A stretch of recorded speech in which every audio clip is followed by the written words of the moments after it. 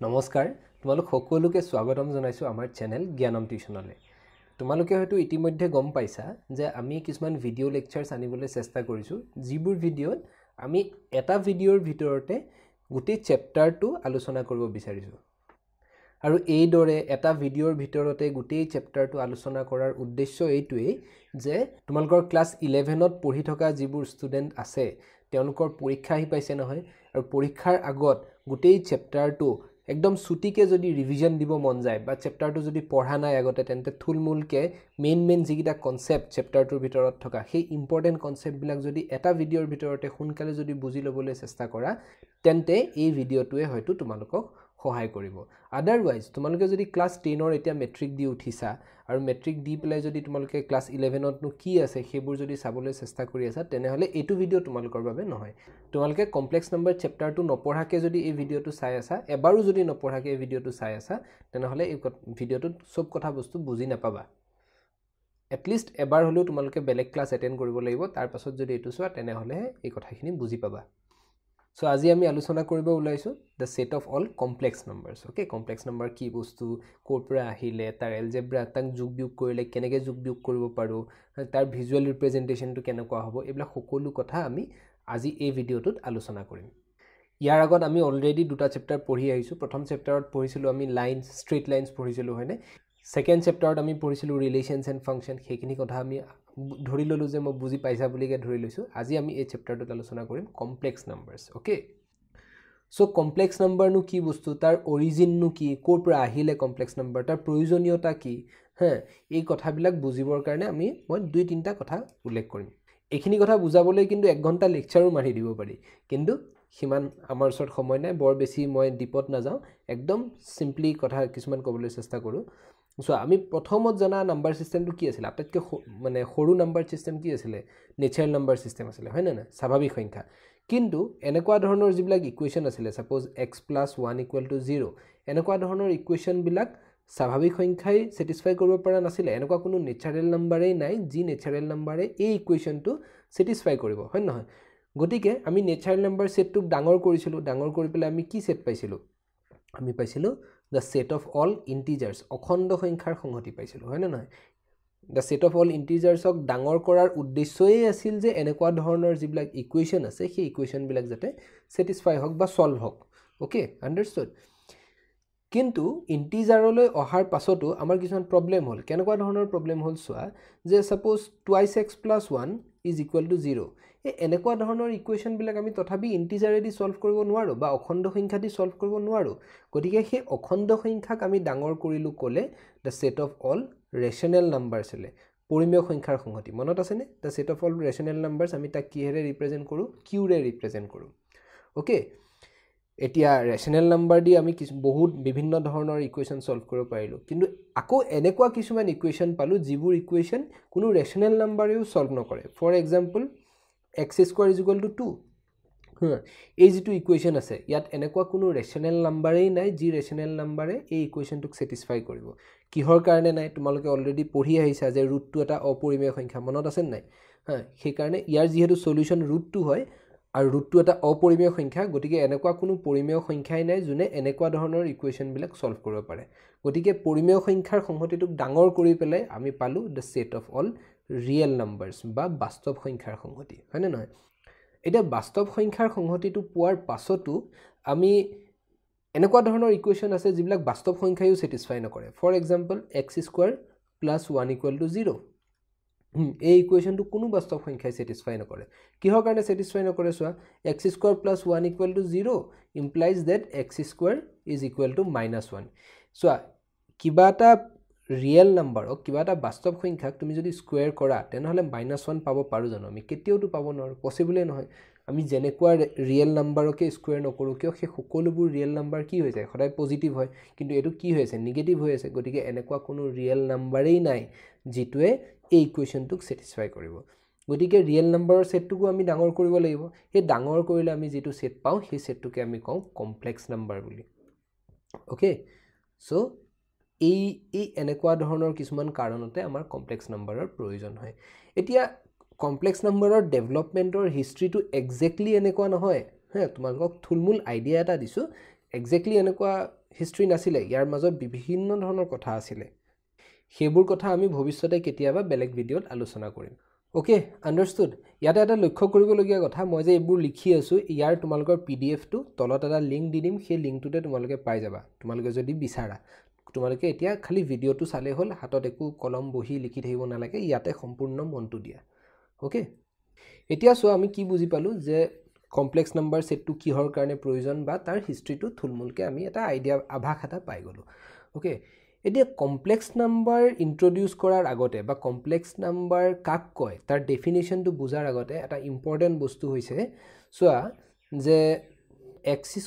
+ 1 এই ইকুৱেশ্যনটোৰ কোনো real solution নাই মানে এনেকুৱা কোনো ৰিয়েল নাম্বাৰ নাই যোনে এই ইকুৱেশ্যনটোক সলভ কৰে হয়নে নহয় এতিয়া গণিতজ্ঞসকলে কি কৰিলে এটা সিম্বল ইন্ট্ৰোডিউস কৰিলে সেই সিম্বলটোৰ নাম দিলে i মানে আয়তা দে এই সিম্বলটোৰ নাম হৈছে আয়তা তাক i ৰে ডিনোট কৰা হয় এনেকুৱা এটা সিম্বল ইন্ট্ৰোডিউস কৰিলে আৰু কলে যে i ক আমি কি বুলি মানি চলিম √(-1) বুলি মানি চলিম আমি বাৰে বাৰে √(-1) বুলি লিখি নাথাকো √(-1) ৰ খলনি আমি কি লিখিম i বুলি লিখিম ওকে আন্ডাৰস্টুড আৰু i = যদি √(-1) হয় তেনেহলে লক্ষ্য কৰা যে i² কি হৈ যাব -1 হৈ যাব অৰ্থাৎ i = যদি √(-1) হয় তেনেহলে i এ এই ইকুৱেশ্যনটোক স্যাটিসফাই কৰে সো আমি ধৰি ললো যে এই ইকুৱেশ্যনটোৰ এটা সলিউশন হল i ওকে অৰ্থাৎ let i = √(-1) ঠিক আছে এতিয়া যদি মই i = √(-1) বুলি ধৰি লওঁ তেনেহলে তাৰ পাছত আমি কমপ্লেক্স নাম্বাৰক কি দৰে ডিনোট কৰিব পাৰো then the numbers of the form a + ib a + ib ফৰ্মৰ যিমানবোৰ নম্বৰ আছে সেই সকলোবোৰ নম্বৰকে আমি কমপ্লেক্স নাম্বাৰ বুলি কম কিন্তু কমপ্লেক্স নাম্বাৰ বুলি ক'লে এই a + ib ফৰ্মৰ নম্বৰবোৰত a আৰু b নো কি বস্তু লক্ষ্য কৰিবলগীয়া কথা যে ইয়াত a আৰু b হৈছে real number okay so complex নাম্বাৰক আমি কাৰ সহায়ত ইন্ট্ৰোডিউস কৰিছো ৰিয়েল নাম্বাৰৰ সহায়ত ইন্ট্ৰোডিউস কৰিছো লক্ষ্য কৰিবা a আৰু b ৰিয়েল নাম্বাৰ কিন্তু a + ib ফৰ্মত যিমানবোৰ মানে নাম্বাৰ থাকিব সেই সকলোবোৰ নাম্বাৰকে আমি কি বুলি কম the set of all complex numbers বুলি কম ওকে আন্ডাৰস্টুড বা মই যদি সেট হিচাপে যদি ডিনোট কৰো তেনেহলে c = কি হ'ব c = the set of all numbers of the form a + ib such that a, b belongs to r and i = √(-1) এনেকে আমি the set of all complex numberক ডিনোট কৰিব পাৰো set builder ফৰ্মত লিখিছো দেখিছানে set builder ফৰ্মত এই দৰে গুটেই the set of all complex numberক এই দৰে লিখিব পাৰি ওকে আন্ডাৰস্টুড তোমালোকে লক্ষ্য কৰা তোমালোকৰ কিতাপৰ এইখিনি জায়গাত ধুনিয়াকে ডেফিনিশনটো দিয়া আছে তে এই ডেফিনিশনটো মই লিখি থাকা নাই কিন্তু তোমালোকে ডেফিনিশনটো ভালকে এইখিনি জায়গাত চাই লবা এতিয়া আশা কৰো তোমালোকে কমপ্লেক্স নাম্বাৰ কি বস্তু বা কাক কমপ্লেক্স নাম্বাৰ বুলি কয় তোমালোকে বুজি পালা এতিয়া কমপ্লেক্স নাম্বাৰ এটাক যেতিয়া আমি a + ib ফৰ্মত লিখো ওকে যত a আৰু b কি বস্তু ৰিয়েল নাম্বাৰ হয় তাৰে এই a টোক কি বুলি কয় জানানে যদি মই ইয়াক z ৰে ৰিপ্ৰেজেন্ট কৰো তেনেহলে এই যেটো a আছে এই a কোৱা হয় যে ৰিয়েল পাৰ্ট অফ z বুলি কোৱা হয় আৰু যেটো এই b নাম্বাৰটো আছে b নামৰ যেটো ৰিয়েল নাম্বাৰ আছে এই ৰিয়েল নাম্বাৰটো কি বুলি কোৱা হয় ইমাজিনাৰী পাৰ্ট অফ z বুলি কোৱা হয় this is real part of z আৰু this is imaginary part of z ইয়াত a আৰু b কি বস্তু ৰিয়েল নাম্বাৰ হয় okay so real part of z এটা real number imaginary part of z এটা ৰিয়েল নাম্বাৰ হয় ফৰ এক্সাম্পল সাপোজ মই এটা নাম্বাৰ লৈছো z1 কমপ্লেক্স নাম্বাৰ এটা লৈছো z1 সাপোজ 2 + i3 ওকে এটো হৈছে এটা কমপ্লেক্স নাম্বাৰ ইয়াৰে ৰিয়েল পাৰ্ট অফ z1 কি হ'ব 2 হ'ব আৰু ইমাজিনাৰী পাৰ্ট অফ z1 কি হ'ব 3 হ'ব হয়নে আন্ডাৰস্টুড একেবাৰে সহজ কথা ৰিয়েল পাৰ্ট ইমাজিনাৰী পাৰ্ট আশা কৰো তোমালোকে এইবোৰ কথা আগতে জানি আহিছা বা বুজি আহিছা কিন্তু একেবাৰে সহজ কথা এইবোৰ এতিয়া আমাৰ যেটো ইম্পৰ্টেন্ট কথা ইয়াৰ পাছত ইম্পৰ্টেন্ট কথাটো হ'ল ইকুৱেলিটি অফ টু কমপ্লেক্স নাম্বাৰস দুটা কমপ্লেক্স নাম্বাৰক আমি ইকুৱেল বুলি কেতিয়া কম সো আমাৰ নেক্সট টপিকটো হৈছে ইকুৱেলিটি অফ টু কমপ্লেক্স নাম্বাৰস দুটা কমপ্লেক্স নাম্বাৰক আমি কেতিয়া ইকুৱেল বুলি কম লক্ষ্য কৰা সাপোজ z1 এটা কমপ্লেক্স নাম্বাৰ ঠিক আছে z1 হৈছে a + ib আৰু z2 হৈছে তোমাৰ c + id এই দুটা কমপ্লেক্স নাম্বাৰ হ'ল ওকে ইয়াত a b c d কি বস্তু সব ৰিয়েল নাম্বাৰ হয় ওকে আন্ডাৰস্টুড একদম সিম্পল কথা এতিয়া এই z1 আৰু z2 মই কেতিয়া ইকুৱেল বুলি কম যেতিয়া এই real part of z1 is equal two real part of z2 হৈ যাব আৰু imaginary part of z1 is equal to imaginary part of z2 হৈ যাব so this is the definition of equality of two complex numbers মই ইয়াত কথাটো ধুনিয়াকৈ লিখি দিছো যে z1 is equal to z2 কেতিয়া if and only if real part of z1 is equal to real part of z2 and imaginary part of z1 is equal to imaginary part of z2 okay understood ekdom simple kotha hoy ne ba yak aru olop khohojot likhibo pari ki dore likhibo pari soa if and only if real part of z1 equal to ki a hoy ne noy so a is equal to ki hobo laibo real part of z2 ta mane c hobo laibo a is equal to c and imaginary part of z1 ta mane b is equal to imaginary part of z2 ta mane d ta mane b is equal to d hobo laibo okay ইয়াত মই if and only if sign কিহৰ কাৰণে ব্যৱহাৰ কৰিছো কাৰণ ই এটা definition হয় অৰ্থাৎ z1 equal to z2 হলে এই কথাখিনি শুদ্ধ হ'ব আৰু এই কথাখিনি শুদ্ধ হলে আমি z1 equal to z2 বুলি কম সো এইখিনি হৈ গল আমাৰ ইকুৱেলিটি অফ টু কমপ্লেক্স নাম্বাৰৰ কনসেপ্ট বা ধাৰণাটো মোৰ বিশ্বাস মোৰ দৃঢ় বিশ্বাস যে তোমালোকে এইবোৰ কথা জানা তোমালোকক জাস্ট এবাৰ মই ৰিভাইজ কৰি দিছো ওকে এতিয়া আমাৰ নেক্সট টপিকটো আহিলে algebra of complex numbers algebra of complex numbers মানে কি Suppose দুটা কমপ্লেক্স নাম্বাৰ আমাক দিয়া আছে তা কি দৰে যোগ বিয়োগ পূৰণ হৰণ বা কি দৰে হিহঁতক লগ লগাব পাৰি হেতুকে আমি কি বুলি কম এলজেব্ৰা অফ কমপ্লেক্স নাম্বাৰস বুলি কওঁ ওকে তে এলজেব্ৰা অফ কমপ্লেক্স নাম্বাৰৰ ভিতৰত আমাৰ যেটো প্ৰথম কথা আহিলে প্ৰথম অপাৰেচন আহিলে হে প্ৰথম অপাৰেচনটো হ'ল এডিশন হ্যাঁ আমি দুটা কমপ্লেক্স নাম্বাৰক যোগ কেনেকৈ কৰিম হেতু আমি প্ৰথমত জানি লব লাগিব লক্ষ্য কৰিবলগীয়া কথা যে এই এলজেব্ৰা অফ কমপ্লেক্স নাম্বাৰছৰ সাধাৰণতে মই দেখিছো ষ্টুডেন্ট বিলাকে বৰ বেছি গুৰুত্ব নিদিয়ে কিন্তু এই ইয়াত যিখিনি প্ৰপাৰ্টি পঢ়াম বিৰাটেই ইম্পৰ্টেন্ট প্ৰপাৰ্টি হয় তোমালোকে ভৱিষ্যতে যেতিয়ালৈকে ম্যাথমেটিক্স পঢ়িবা তেতিয়ালৈকে এই প্ৰপাৰ্টিখিনি তোমালোকৰ ব্যৱহাৰ হৈ থাকিব ইয়াত আমি টোটাল 11টা প্ৰপাৰ্টি পাম দেই লক্ষ্য কৰা 11টা প্ৰপাৰ্টি প্ৰথম 5টা প্ৰপাৰ্টি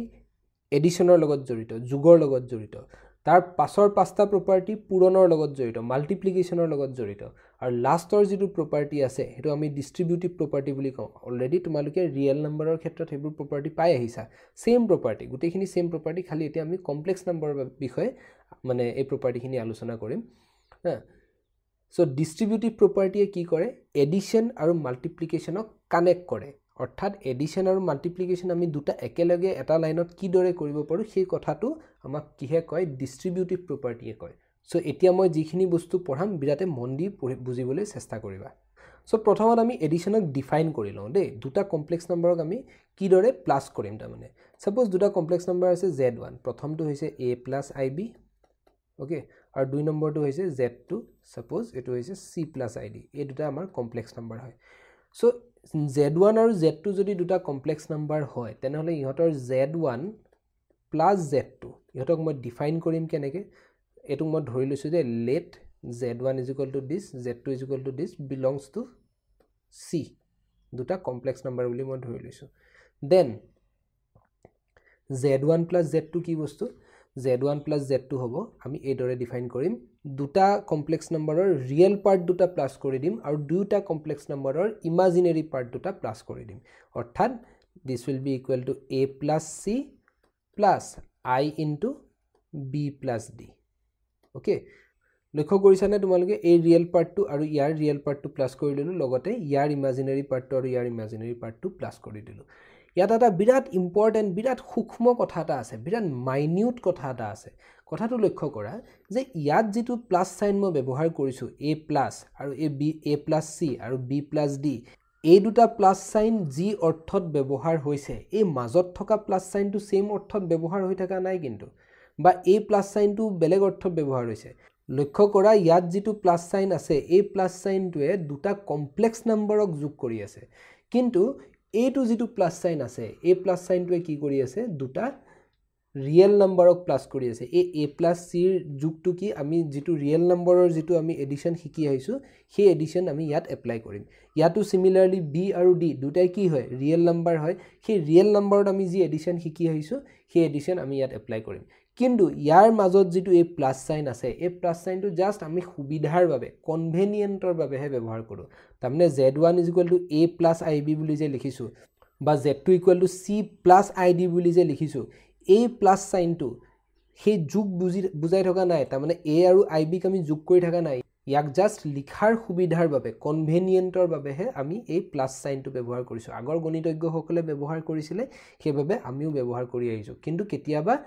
z এনেকুৱা z1 ভৱিষ্যতে দেখিবা a, b ৰেও ডিনোট কৰা হয় ইয়াৰ যথেষ্টখিনি কথা অৰ্ডাৰ্ড পেয়াৰৰ লগত অৰ্থাৎ কোঅৰ্ডিনেটৰ লগত মিল আছে ওকে সো আমি কোঅৰ্ডিনেট হিচাপেও এটা কমপ্লেক্স নম্বৰক ৰিপ্ৰেজেন্ট কৰিব পাৰো কিন্তু জাস্ট এটা ৰিপ্ৰেজেন্ট কৰাৰ সুবিধাৰ বাবেহে আমি এই মাজৰ প্লাস সাইনটো ব্যৱহাৰ কৰো এই প্লাস সাইনটোৱে ইহঁত দুটাক যোগ হৈ থকা বুজোৱা নাই কিন্তু ওকে কিন্তু এই প্লাস সাইনটোৱে ইহঁত দুটাক যোগ হৈ থকা বুজাইছে z1 আৰু z2 যি দুটা কমপ্লেক্স নম্বৰ আছে ইহঁতক যোগ হৈ থকা বুজাইছে ওকে একদম সূক্ষ্ম কথা এই সূক্ষ্ম কথাটো মানে বুজিবলৈ তোমালোকৰ অলপ এক্সপেৰিয়েন্সৰ প্ৰয়োজন তোমালোকে যদি বুজা নাই কথাটো চিন্তা কৰিবলগীয়া কথা একো নহয় লাহে লাহে তোমালোকে এই কথাবোৰ বুজি পাবা এতিয়া আমি এডিশন ডিফাইন কৰি ললো হয়নে দুটা কমপ্লেক্স নম্বৰক কি দৰে এড কৰিব লাগে সেই কথা আমি গম পাই গলো এতিয়া এডিশন ডিফাইন কৰাৰ লগে লগে এডিশনৰ যেটো প্ৰথম প্ৰপাৰ্টি সেই প্ৰথম প্ৰপাৰ্টিটো হল ক্লোজাৰ প্ৰপাৰ্টি চাবা দেই ক্লোজাৰ প্ৰপাৰ্টি নামটোতে গুটেই কথাটো ঘুমাই আছে ক্লোজাৰ শব্দটো আহিছে কৰ পৰা ক্লোজৰ পৰা ক্লোজাৰ মানে কি দুটা কমপ্লেক্স নম্বৰক তুমি যদি এড কৰা যদি যোগ কৰা তেনেহলে তুমি আৰু এটা কমপ্লেক্স নম্বৰই পাবা অৰ্থাৎ ক্লোজ হৈ আছে দুটা কমপ্লেক্স নম্বৰ ক্লোজ হৈ আছে কি দৰে ক্লোজ হৈ আছে তুমি যদি এটা দা সেট অফ অল কমপ্লেক্স নম্বৰস এই দৰে কল্পনা কৰা গুটেইখিনি সেট আছে সেই দুটা কমপ্লেক্স নম্বৰক যদি লগ লগোৱা তুমি আৰু এটা কমপ্লেক্স নম্বৰ পাবা যিটো সেই সেটটোৰ ভিতৰতেই ঘুমাই আছে গতিকে এই এডিশন অপাৰেশনটো কি হৈ আছে ক্লোজড হৈ আছে ইন কমপ্লেক্স নম্বৰ হেহে এই প্ৰপাৰ্টিটো কি প্ৰপাৰ্টি বুলি কোৱা হয় ক্লোজাৰ প্ৰপাৰ্টি বুলি কোৱা হয় তোমালোকৰ ইয়াত বৰ ধুনিয়াকে এই প্ৰপাৰ্টিটো লিখা আছে দেখিছানে তোমালোকে ভালকে এবাৰ পঢ়ি চাবা কিন্তু মই ইয়াত জাস্ট একদম ম্যাথমেটিক্যালি একদম সুটিকে প্ৰপাৰ্টিটো এই দৰে লিখিব পাৰিছো যে if z1, z2 belongs to c তাৰমানে যদি z1 আৰু z2 দুটা কমপ্লেক্স নম্বৰ হয় then z1 plus z2 belongs to c okay এটা নেক্সট যেটো প্ৰপাৰ্টি আহিলে ক্লোজাৰৰ আহাৰ লগে লগে নেক্সট প্ৰপাৰ্টিটো আহিলে কমিউটেটিভিটি অফ এডিশন কমিউটেটিভিটি এটা কমিউটেটিভিটি নো কি বস্তু একেবাৰে সহজ বস্তু এই শব্দটোটো গোটেই কথাখিনি লুকাই আছে কমিউট শব্দটোৰ পৰা কমিউটেটিভিটি আহিছে হয়নে কমিউট মানে কি সোৱা তাৰমানে ইয়াত কৈ থকা হৈছে যে দুটা কমপ্লেক্স নম্বৰে এডিশন অপাৰেশনটোৰ আন্ডাৰত কমিউট কৰে মানে কি যদি z1 plus z2 তুমি জি পাবা z2 plus z1 ও সেম পাবা বুজি পাইছানে দুটাই কমিউট কৰি আছে অহা যোৱা কৰিলেও একো প্ৰভাৱ নেপেলাই তাৰমানে হেতুকে কমিউটেটিভিটি বুলি কোৱা হয় গতিকে এই কথাটো অতি সুটিকে কি দৰে লিখিব পাৰি if z1, z2 belongs to c then z1 plus z2 is equal to z2 plus z1 okay so commutativity কি বস্তু বুজি পালা এটা commutativity বুজাৰ লগে লগে আমাৰ 3 নম্বৰ যেটো প্ৰপাৰ্টি আহিব 3 নম্বৰ প্ৰপাৰ্টিটো হল associativity associativity বস্তু কি বস্তু সোৱা লক্ষ্য কৰা এই যে কমপ্লেক্স নম্বৰৰ এডিশন যে ডিফাইন কৰিছো আমি দুটা কমপ্লেক্স নম্বৰৰ হে এডিশন ডিফাইন কৰিছো তিনিটা কমপ্লেক্স নম্বৰৰ এডিশন ডিফাইন কৰা নাই কিহৰ কাৰণে কৰা নাই কাৰণ এটো হৈছে এটা বাইনাৰী অপাৰেশন কি বস্তু তোমালোকৰ এতিয়া সিলেবাসৰ পৰা উঠাই দিলে আগৰ সিলেবাসত আছিল বাইনাৰী অপাৰেশন বাইনাৰী বাই মানে হৈছে 2 তাৰ মানে দুটা নম্বৰক আমি লগ লগাই আছো হয়নে আমি ডেফিনেশনত দুটা নম্বৰকহে যোগ কৰিবলৈ শিকিছো দুটা কমপ্লেক্স নম্বৰকহে যোগ কৰিবলৈ শিকিছো তিনটা কমপ্লেক্স নম্বৰক যোগ কৰিবলৈ শিকা নাই গতিকে আমি তিনটা কমপ্লেক্স নম্বৰ কি দৰে যোগ কৰিম আমি যেতিয়া মানে ৰিয়েল নম্বৰৰ ক্ষেত্ৰত সাপোজ 2 + 3 + 5 এটো আমি কি দৰে যোগ কৰো প্ৰথমত আমি 2 + 3 কৰি লওঁ তাৰছত 5 ৰ লগত যোগ কৰি দিওঁ বা প্ৰথমত কি কৰিব পাৰো 3 + 5 কৰি লওঁ তাৰছত যেটো আনসাৰ পাম হেতু 2 লগত যোগ কৰি দিওঁ হয় নে নহয় লক্ষ্য কৰা যে আমি দুটাকেহে যুক্ত কৰো কিন্তু এতিয়া এই যোগ কৰোতে এই প্ৰসেসটোত আগবাঢ়োতে আমি কোন দুটা সংখ্যা আগত যোগ কৰিছো মেটাৰে নকৰে আৰু যদি মেটাৰ নকৰে তেনেহলে আমি কি কওঁ যে তাৰ এসোসিয়েটিভ প্ৰপাৰ্টিটো আছে বুলি কওঁ তোমালোকে আগতে গম পাই আহিছা যে ৰিয়েল নম্বৰৰ ক্ষেত্ৰত মানে এডিশনৰ এসোসিয়েটিভ প্ৰপাৰ্টিটো আছে সিমিলাৰলি কমপ্লেক্স নম্বৰৰ ক্ষেত্ৰতো সেই এসোসিয়েটিভ প্ৰপাৰ্টিটো এডিশনৰ ক্ষেত্ৰত আছে অৰ্থাৎ z1 plus z2 plus z3 is equal to z1 plus z2 plus z3 ইয়াৰ অৰ্থটো কি মই ইয়াত কি কৰিছো এই তিনিটা কমপ্লেক্স নাম্বাৰ যোগ কৰোতে মই প্ৰথমত কি কৰিছো z2 আৰু z3 টোক প্লাস কৰি লৈছো তাৰ যিটো ফলাফল পাইছো সেই ফলাফলটোক মই z1 ৰ লগত প্লাস কৰিছো হেতুকে নকৰি মই যদি z1 আৰু z2 ক প্ৰথমত প্লাস কৰি লওঁ আৰু তাৰ ফলাফলটোক যদি মই z3 ৰ লগত প্লাস কৰি দিও দুটাৰ আনসাৰ মই সেম পাম আন্ডাৰস্টুড আৰু যেহেতু সেম পাম সেই কাৰণে তাক কি বুলি কোৱা হয় তাৰ এসোসিয়েটিভ প্ৰপাৰ্টিটো আছে বুলি কোৱা হয় এইটোৱে হৈছে মেইন এসোসিয়েটিভ প্ৰপাৰ্টিটো এক অলপ ধুনিয়াকে কি দৰে লিখিব পাৰি if z1, z2, z3 belongs to C এই তিনিওটা যদি কমপ্লেক্স নাম্বাৰ হয় then this আৰু এই প্ৰপাৰ্টিটো কি প্ৰপাৰ্টি বুলি কয় এসোসিয়েটিভ প্ৰপাৰ্টি বুলি কয় লক্ষ্য কৰিবলগীয়া কথা সাবষ্ট্ৰেকচনৰ কিন্তু এই প্ৰপাৰ্টিটো নাই বিয়োগ কৰিলে তুমি এই প্ৰপাৰ্টিটো নোপোৱা আৰু অলপ পাছত গম পাবা যে মাল্টিপ্লিকেশনৰ ক্ষেত্ৰতো এই প্ৰপাৰ্টিটো আছে multiplication is also associative but division is not associative okay so এতিয়ালৈকে আমি তিনটা প্ৰপাৰ্টি গম পালো প্ৰথমটো আছিল ক্লোজাৰ তাৰ পাছত আহিলে কমিউটেটিভিটি তাৰ পাছত আহিলে এসোসিয়েটিভিটি সো আমাৰ 4 নম্বৰ প্ৰপাৰ্টিটো হ'ল আইডেন্টিটি বা এক্সিস্টেন্স অফ আইডেন্টিটি মই আইডেন্টিটি বুলিয়ে লিখিছো ওকে বা এডিটিভ আইডেন্টিটি বুলিও লিখিব পাৰা এডিটিভ আইডেন্টিটি এটা পাম অলপ পাছত আমি যেতিয়া মাল্টিপ্লিকেশন পঢ়িম মাল্টিপ্লিকেটিভ আইডেন্টিটি এটাও পাম যেহেতু মই ইয়াত এডিশনৰ কথা পাতি আছো তে বুজি লোৱা মই এডিটিভ আইডেন্টিটিৰ কথা পাতি আছো ওকে সো আইডেন্টিটি কি বস্তু সোৱা আমি এনেকুৱা এটা কমপ্লেক্স নাম্বাৰ পাও নেকি জিটু কমপ্লেক্স নাম্বাৰ যি কোনো কমপ্লেক্স নাম্বাৰৰ লগতে প্লাস কৰিলে সেই কমপ্লেক্স নাম্বাৰটো চেঞ্জ নহয় বুজি পাইছা যদি বুজা নাই কথাটো আকৌ এবাৰ ৰিভাইন কৰি শুনি লোৱা সো আমাৰ ওচৰত এনেকুৱা এটা কমপ্লেক্স নাম্বাৰ আছে দেয়াৰ এক্সিষ্ট এই সাইনটোৰ নাম দেয়াৰ এক্সিষ্ট দে উলুটাকে যদি আমি ই লিখো এটোক আমি দেয়াৰ এক্সিষ্ট বুলি কওঁ তো there exist a complex number 0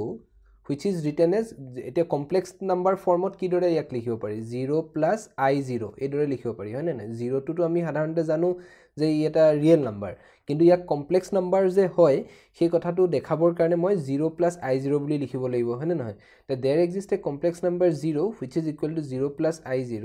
such that z plus 0 is equal to 0 for all z belongs to C তামানে মুক জেনেকুৱা কমপ্লেক্স নাম্বাৰে নিদিয়া কিয় সেই কমপ্লেক্স নাম্বাৰটো লগত যদি মই 0 প্লাস কৰি দিও তেনে হলে মই z এ পাম সেই এই z টো চেঞ্জ হৈ না যায় তামানে এনেকুৱা এটা কমপ্লেক্স নাম্বাৰ আছে যেটো কমপ্লেক্স নাম্বাৰ যি কোনো কমপ্লেক্স নাম্বাৰৰ লগত এড কৰিলে সেই কমপ্লেক্স নাম্বাৰটোৰ ওপৰত কোনো প্ৰভাৱে নপৰে আৰু সেই কমপ্লেক্স নাম্বাৰটোকে কি বুলি কোৱা হয় এডিটিভ আইডেন্টিটি বুলি কোৱা হয় ওকে বুজি পালা এটো হৈ গল এডিটিভ আইডেন্টিটিৰ প্ৰপাৰ্টি 5 নম্বৰ প্ৰপাৰ্টিটো হ'ল ইনভাৰ্স ওকে ইনভাৰ্স মানে এতিয়া আকৌ যেহেতু এডিশনৰ কথা পাতি আছো গতিকে এডিটিভ ইনভাৰ্সৰ কথা পাতিম বেলেগ ইনভাৰ্সৰ কথা মই ইয়াত নাপাতো সো ইনভাৰ্স মানে কি বা এডিটিভ ইনভাৰ্স মানে নো কি যে মোক এটা তুমি কমপ্লেক্স নাম্বাৰ দি দিয়া সেই কমপ্লেক্স নাম্বাৰটোৰ লগত মই এনেকুৱা কিবা কমপ্লেক্স নাম্বাৰ পাম নেকি যেটো যোগ কৰিলে মই আনসাৰটো এডিটিভ আইডেন্টিটি পাম এডিটিভ আইডেন্টিটি কি হয় 0 হয় হয় না অলপ আগত আমি গম পাই আহিলো যে এডিটিভ আইডেন্টিটি 0 এতিয়া এই z টোৰ লগত কি যোগ কৰিলে আমি এডিটিভ আইডেন্টিটি পাম অবভিয়াসলি কি যোগ কৰিম -z যোগ কৰি দিম হয় না নহয় তেন্তে এই -z টোক z ৰ ইনভাৰ্স বুলি কোৱা হয় আন্ডাৰস্টুড বা এডিটিভ ইনভাৰ্স বুলি কোৱা হয় নট অনলি ইনভাৰ্স এডিটিভ ইনভাৰ্স বুলি কোৱা হয় সো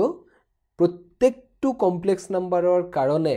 মই সেই কমপ্লেক্স নাম্বাৰটোৰ সাপেক্ষে এনেকুৱা এটা কমপ্লেক্স নাম্বাৰ পাম যাতে সেই দুটা কমপ্লেক্স নাম্বাৰ প্লাস কৰি দিলে মই এডিটিভ আইডেন্টিটিটো পাম ওকে তেন্তে এই যেটো কমপ্লেক্স নাম্বাৰ পাই আছো সেই কমপ্লেক্স নাম্বাৰটো কি বুলি কোৱা হয় additive inverse of the complex number z বুলি কোৱা হয় এই কথাটোক ম্যাথমেটিক্যালি অলপ ধুনিয়াকে কি দৰে লিখিব পাৰিছো যে if z is equal to a plus ib belongs to C যদি z এটা কমপ্লেক্স নাম্বাৰ হয় then সেই কমপ্লেক্স নাম্বাৰটোৰ সাপেক্ষে then there exists -z ক আমি কি বুলি লিখিব পাৰো -a plus I into -b এদৰে লিখিব পাৰো হয় না নহয় মই ইয়াত কিহৰ কাৰণে -a -ib বুলি কিহৰ কাৰণে লিখা নাই ইয়াত যে প্লাস লিখিছো ইয়াত মাইনাস লিখিছো মাইনাসটো কিহৰ কাৰণে বাহিৰলৈ উলিয়াই আনা নাই সেই কথা মই বেলেগ কেতিয়াবা ভিডিওত যেতিয়া আমি বিতংকে পঢ়িম তেতিয়া আলোচনা কৰিম ওকে কিন্তু মই ইয়াত জাস্ট কৈ দিছো যে এই মাইনাসটোক এই দৰেহে লিখিব লাগে -a plus I -b এই প্লাসটো কিটো মানে এই প্লাসটোত কিটো হাত দিব না লাগে okay So if z is equal to a plus ib belongs to c, z যদি এটা কমপ্লেক্স নাম্বার হয় তেনেহলে আমি এনেকুৱা এটা কমপ্লেক্স নাম্বার পাওঁ such that z plus minus z is equal to 0. Okay, এটুকে কি বুলি কোৱা হয় existence of additive inverse বুলি কোৱা হয় আৰু এই minus z টুক কি বুলি কোৱা হয় additive inverse of z বুলি কোৱা হয় minus z is called additive inverse of z. So দেখিলানে আমি অলরেডি কেটা প্রপার্টি পালো পাঁচটা প্রপার্টি পাই গলো with respect to addition যোগৰ ক্ষেত্ৰত আমি পাঁচটা প্ৰপাৰ্টি পালো ক্লোজাৰ কমিউটেটিভিটি তাৰ পাছত পালো এসোসিয়েটিভিটি তাৰ পাছত এক্সিস্টেন্স অফ এডিটিভ আইডেন্টিটি তাৰ পাছত আহিলে এক্সিস্টেন্স অফ এডিটিভ ইনভাৰ্স এই আমি পাঁচটা প্ৰপাৰ্টি পালো এতিয়া আহা আমি মাল্টিপ্লিকেশনৰ লগত জড়িত প্ৰপাৰ্টি কিটা চাই লওঁ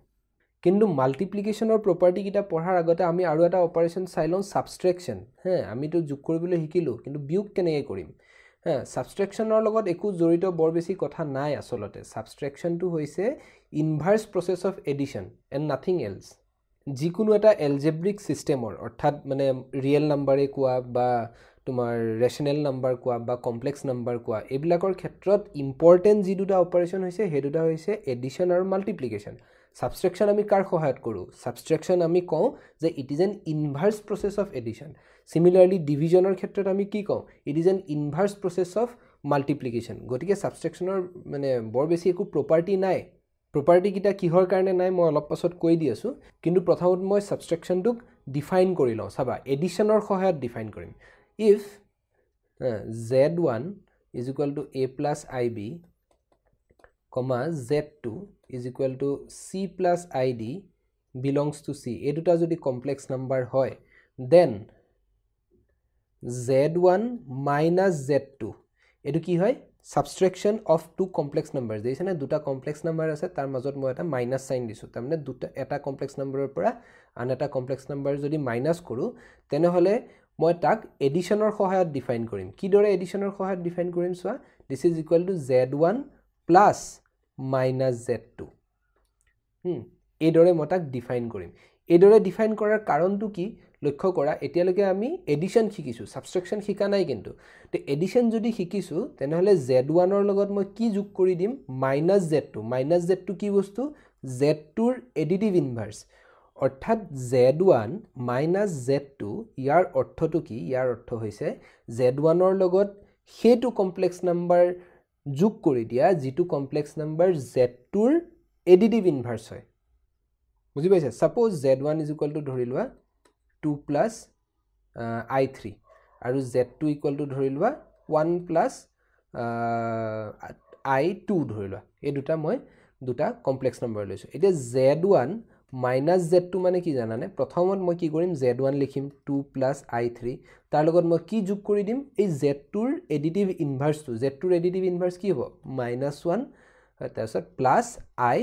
-2 এটো হয় না অলপ আগত মই এডিটিভ ইনভাৰ্স পঢ়ি আইছিলো হয় না নাই যদি z is equal to a plus ib হয় তেনে হলে তাৰ এডিটিভ ইনভাৰ্স কি হ'ব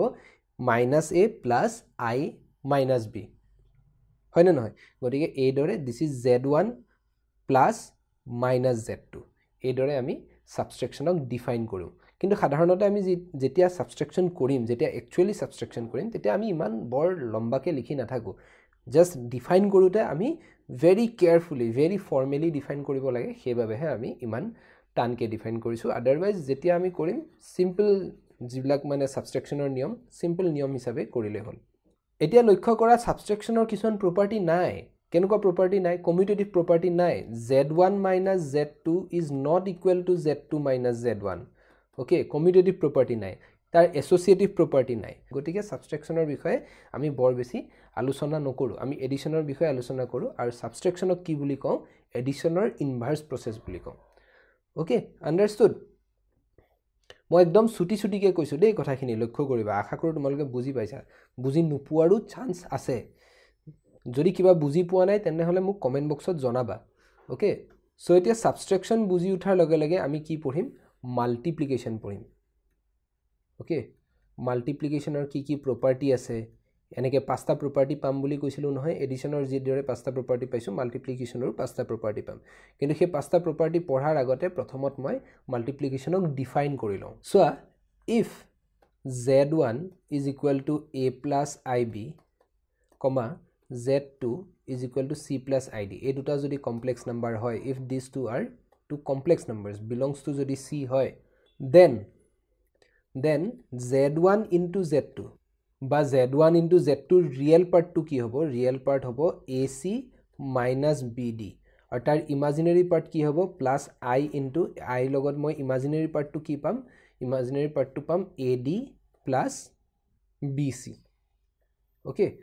সো মোক যদি দুটা কমপ্লেক্স নাম্বাৰ দিয়া থাকে z1 আৰু z2 তেনেহলে z1 into z2 এটো হ'ব কিহৰ কাৰণে এটো হ'ব কিহৰ কাৰণে আমি ইয়াক এই দৰেই ডিফাইন কৰিলো হেবিলাক কথা আমি পিছত গম পাম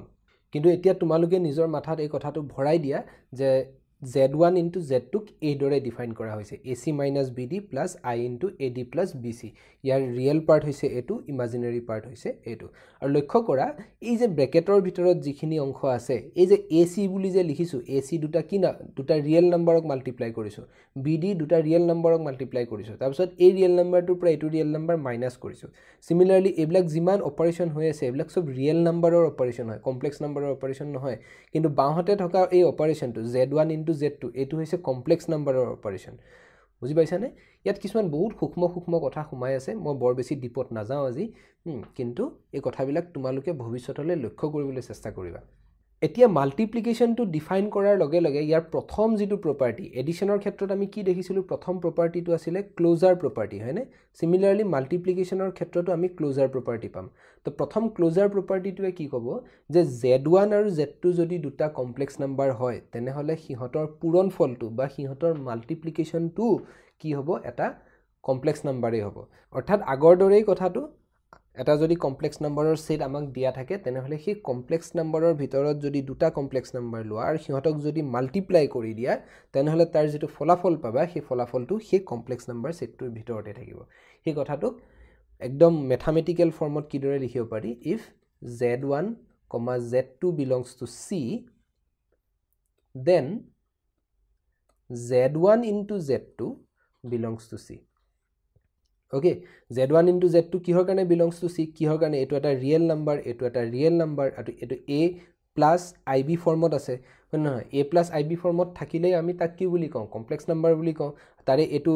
a আৰু b কি হ'ব লাগে মানে যেটো এই দুটা পাৰ্ট থাকে যে এই দুটা পাৰ্ট কি হ'ব লাগে ৰিয়েল নাম্বাৰ হ'ব লাগে এটা ৰিয়েল নাম্বাৰ হয় না নহয় যেহেতু ৰিয়েল নাম্বাৰ হয় গতিকে z1 into z2 এটা কমপ্লেক্স নাম্বাৰ হ'ব ওকে আন্ডাৰস্টুড কিবা বুজি নাপালে মোক কমেন্ট বক্সত খুদিবা দেই তাৰছত ক্লোজাৰৰ লগে লগে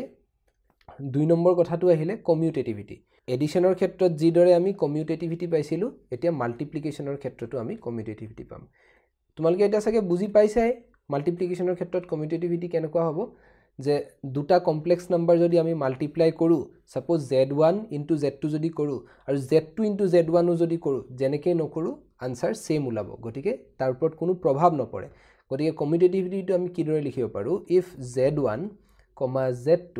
belongs to c then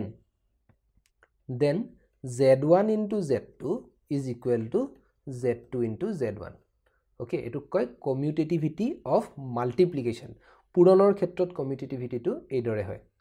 ইয়াত বুজিবলগীয়া বৰ বেছি একো কথা নাই 3 নম্বৰ প্ৰপাৰ্টিটো কি আহিলে এছ'চিয়েটিভিটি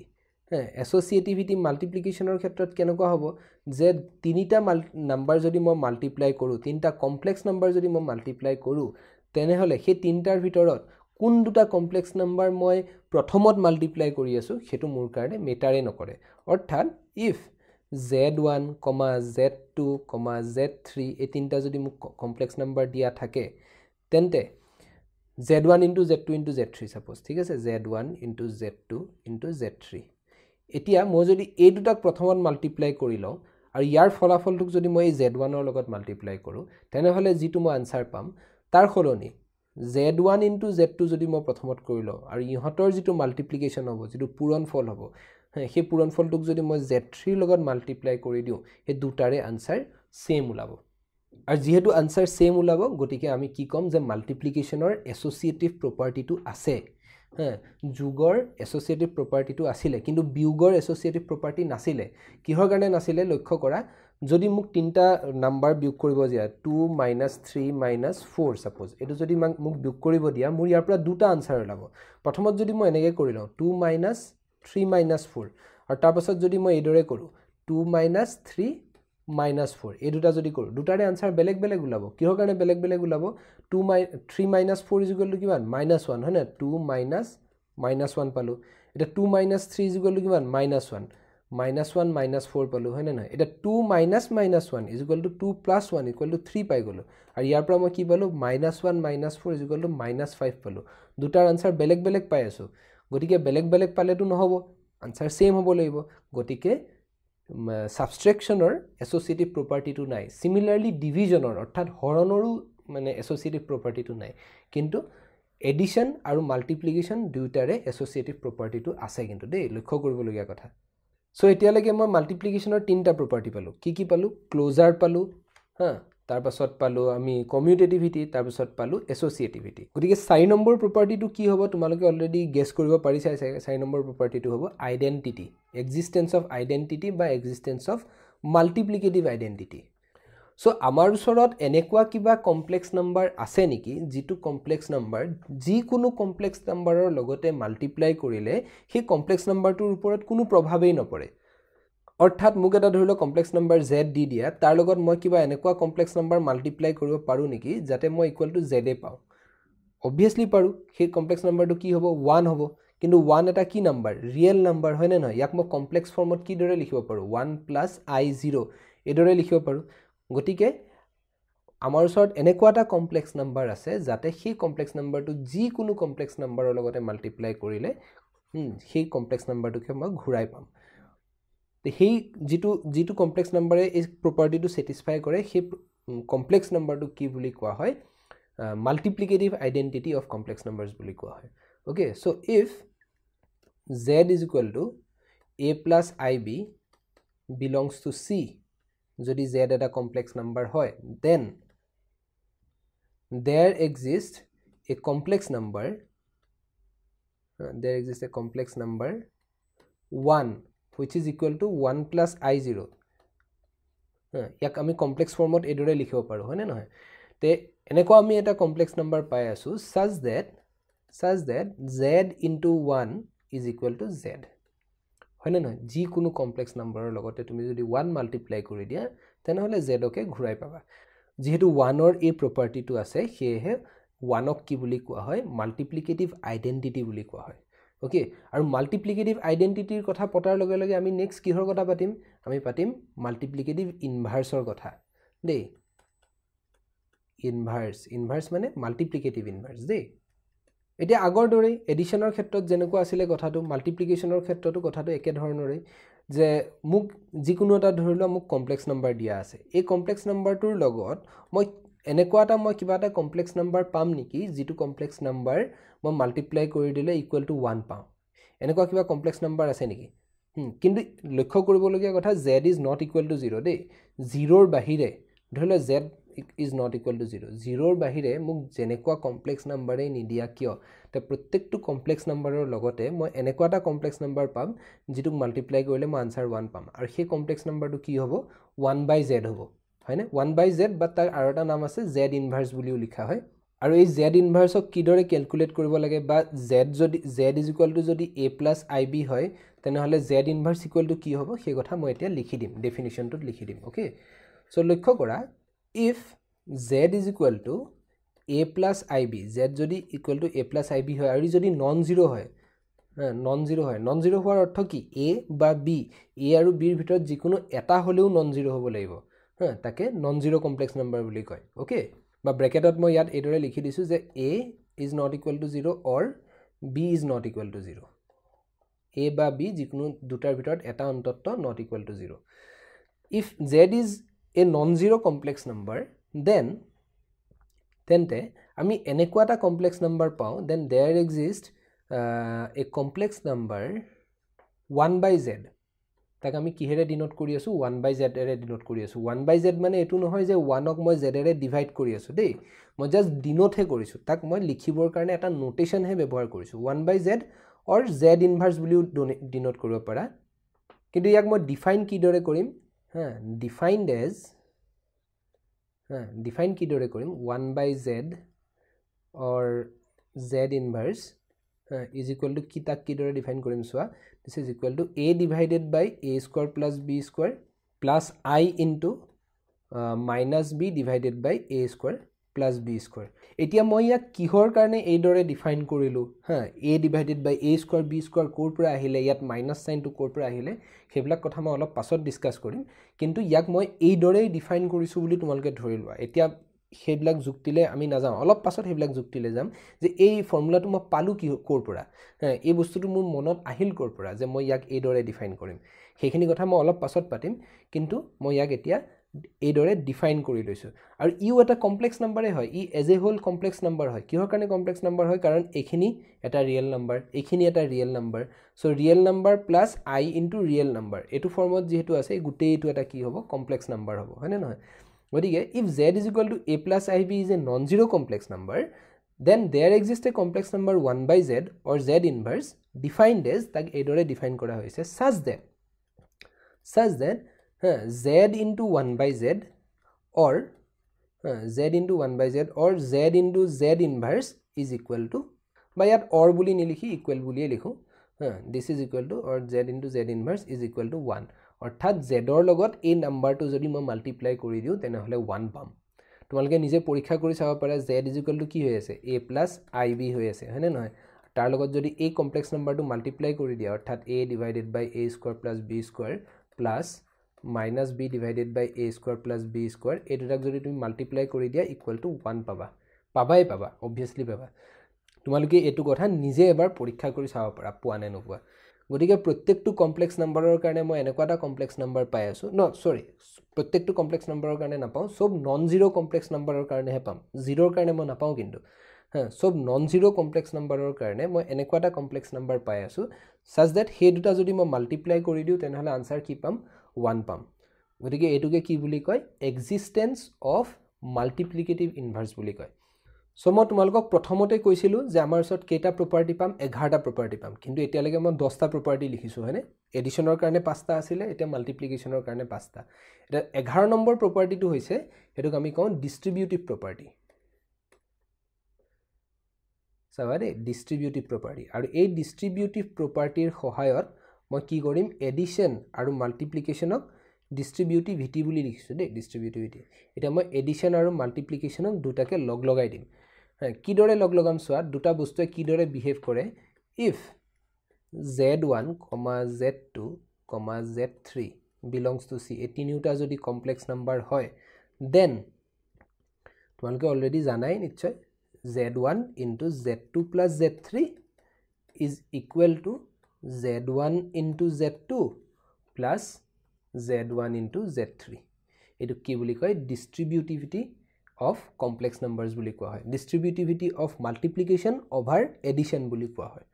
এদৰে বিভিন্ন ধৰণৰ নাম আছে ইয়াৰ কিন্তু just distributive property বুলি ক'লে আমি এই প্ৰপাৰ্টিটোকে বুজিম বাকি কোনোবাই কিছুমান অথৰে ইয়াক মানে লেফট distributive property বুলিও কয়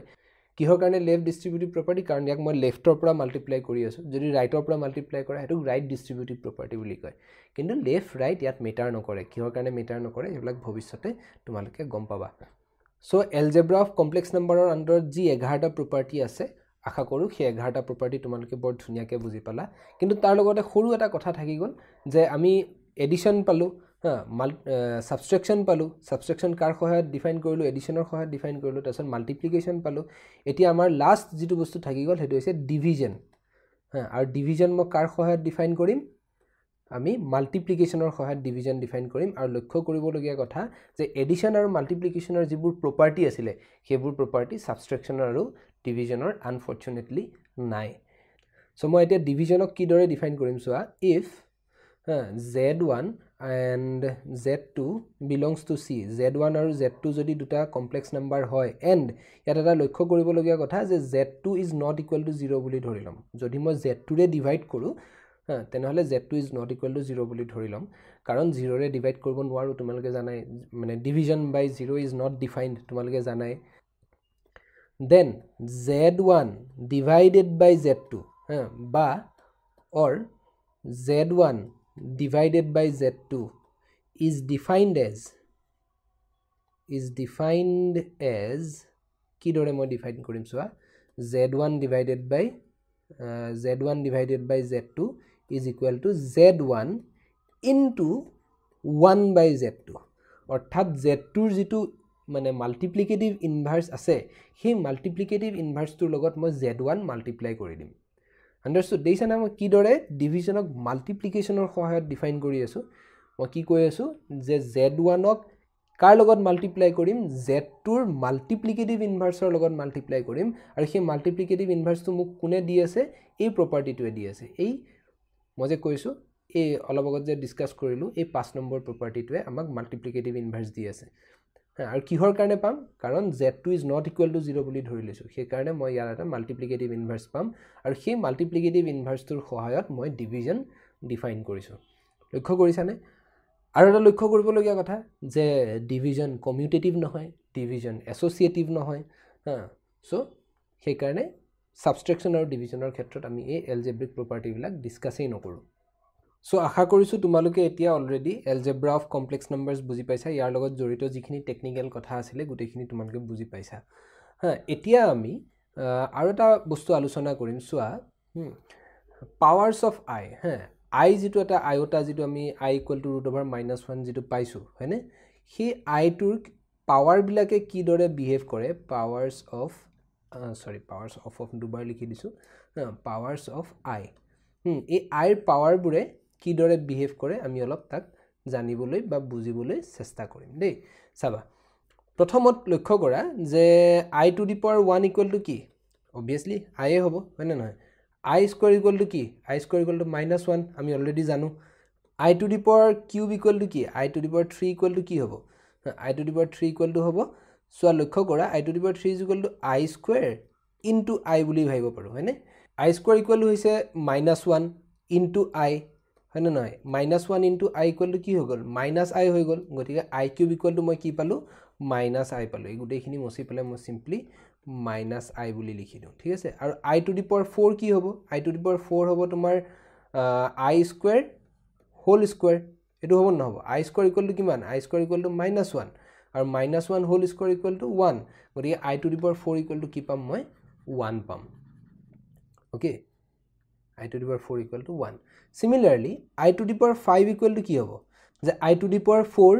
into i হ'ব i to the power 4 equal to 1 গতিকে i to the power 5 equal to only i হ'ব হয়নে similarly i to the power 6 equal to কি হ'ব i to the power 6 হ'ব i to the power 4 into i square i to the power 4 equal to 1 আৰু i square হৈছে -1 গতিকে -1 এ হ'ব similarly i to the power 7 কি হ'ব i to the power 7 হ'ব তোমাৰ i to the power 4 into i to the power 3 হয়নে নহয় i to the power 4 equal to 1 আৰু i to the power 3 is equal to -i গতিকে -i পাম হয়নে নহয় similarly i to the power তোমাৰ 8 কি হ'ব i to the power 8 equal to i to the power 4 whole square বুলি ভাবিব পাৰো নে নোৱাৰো গতিকে 1 square বুলি ভাবিব পাৰো গতিকে equal to 1 এ হ'ব গতিকে আমি লক্ষ্য কৰিছো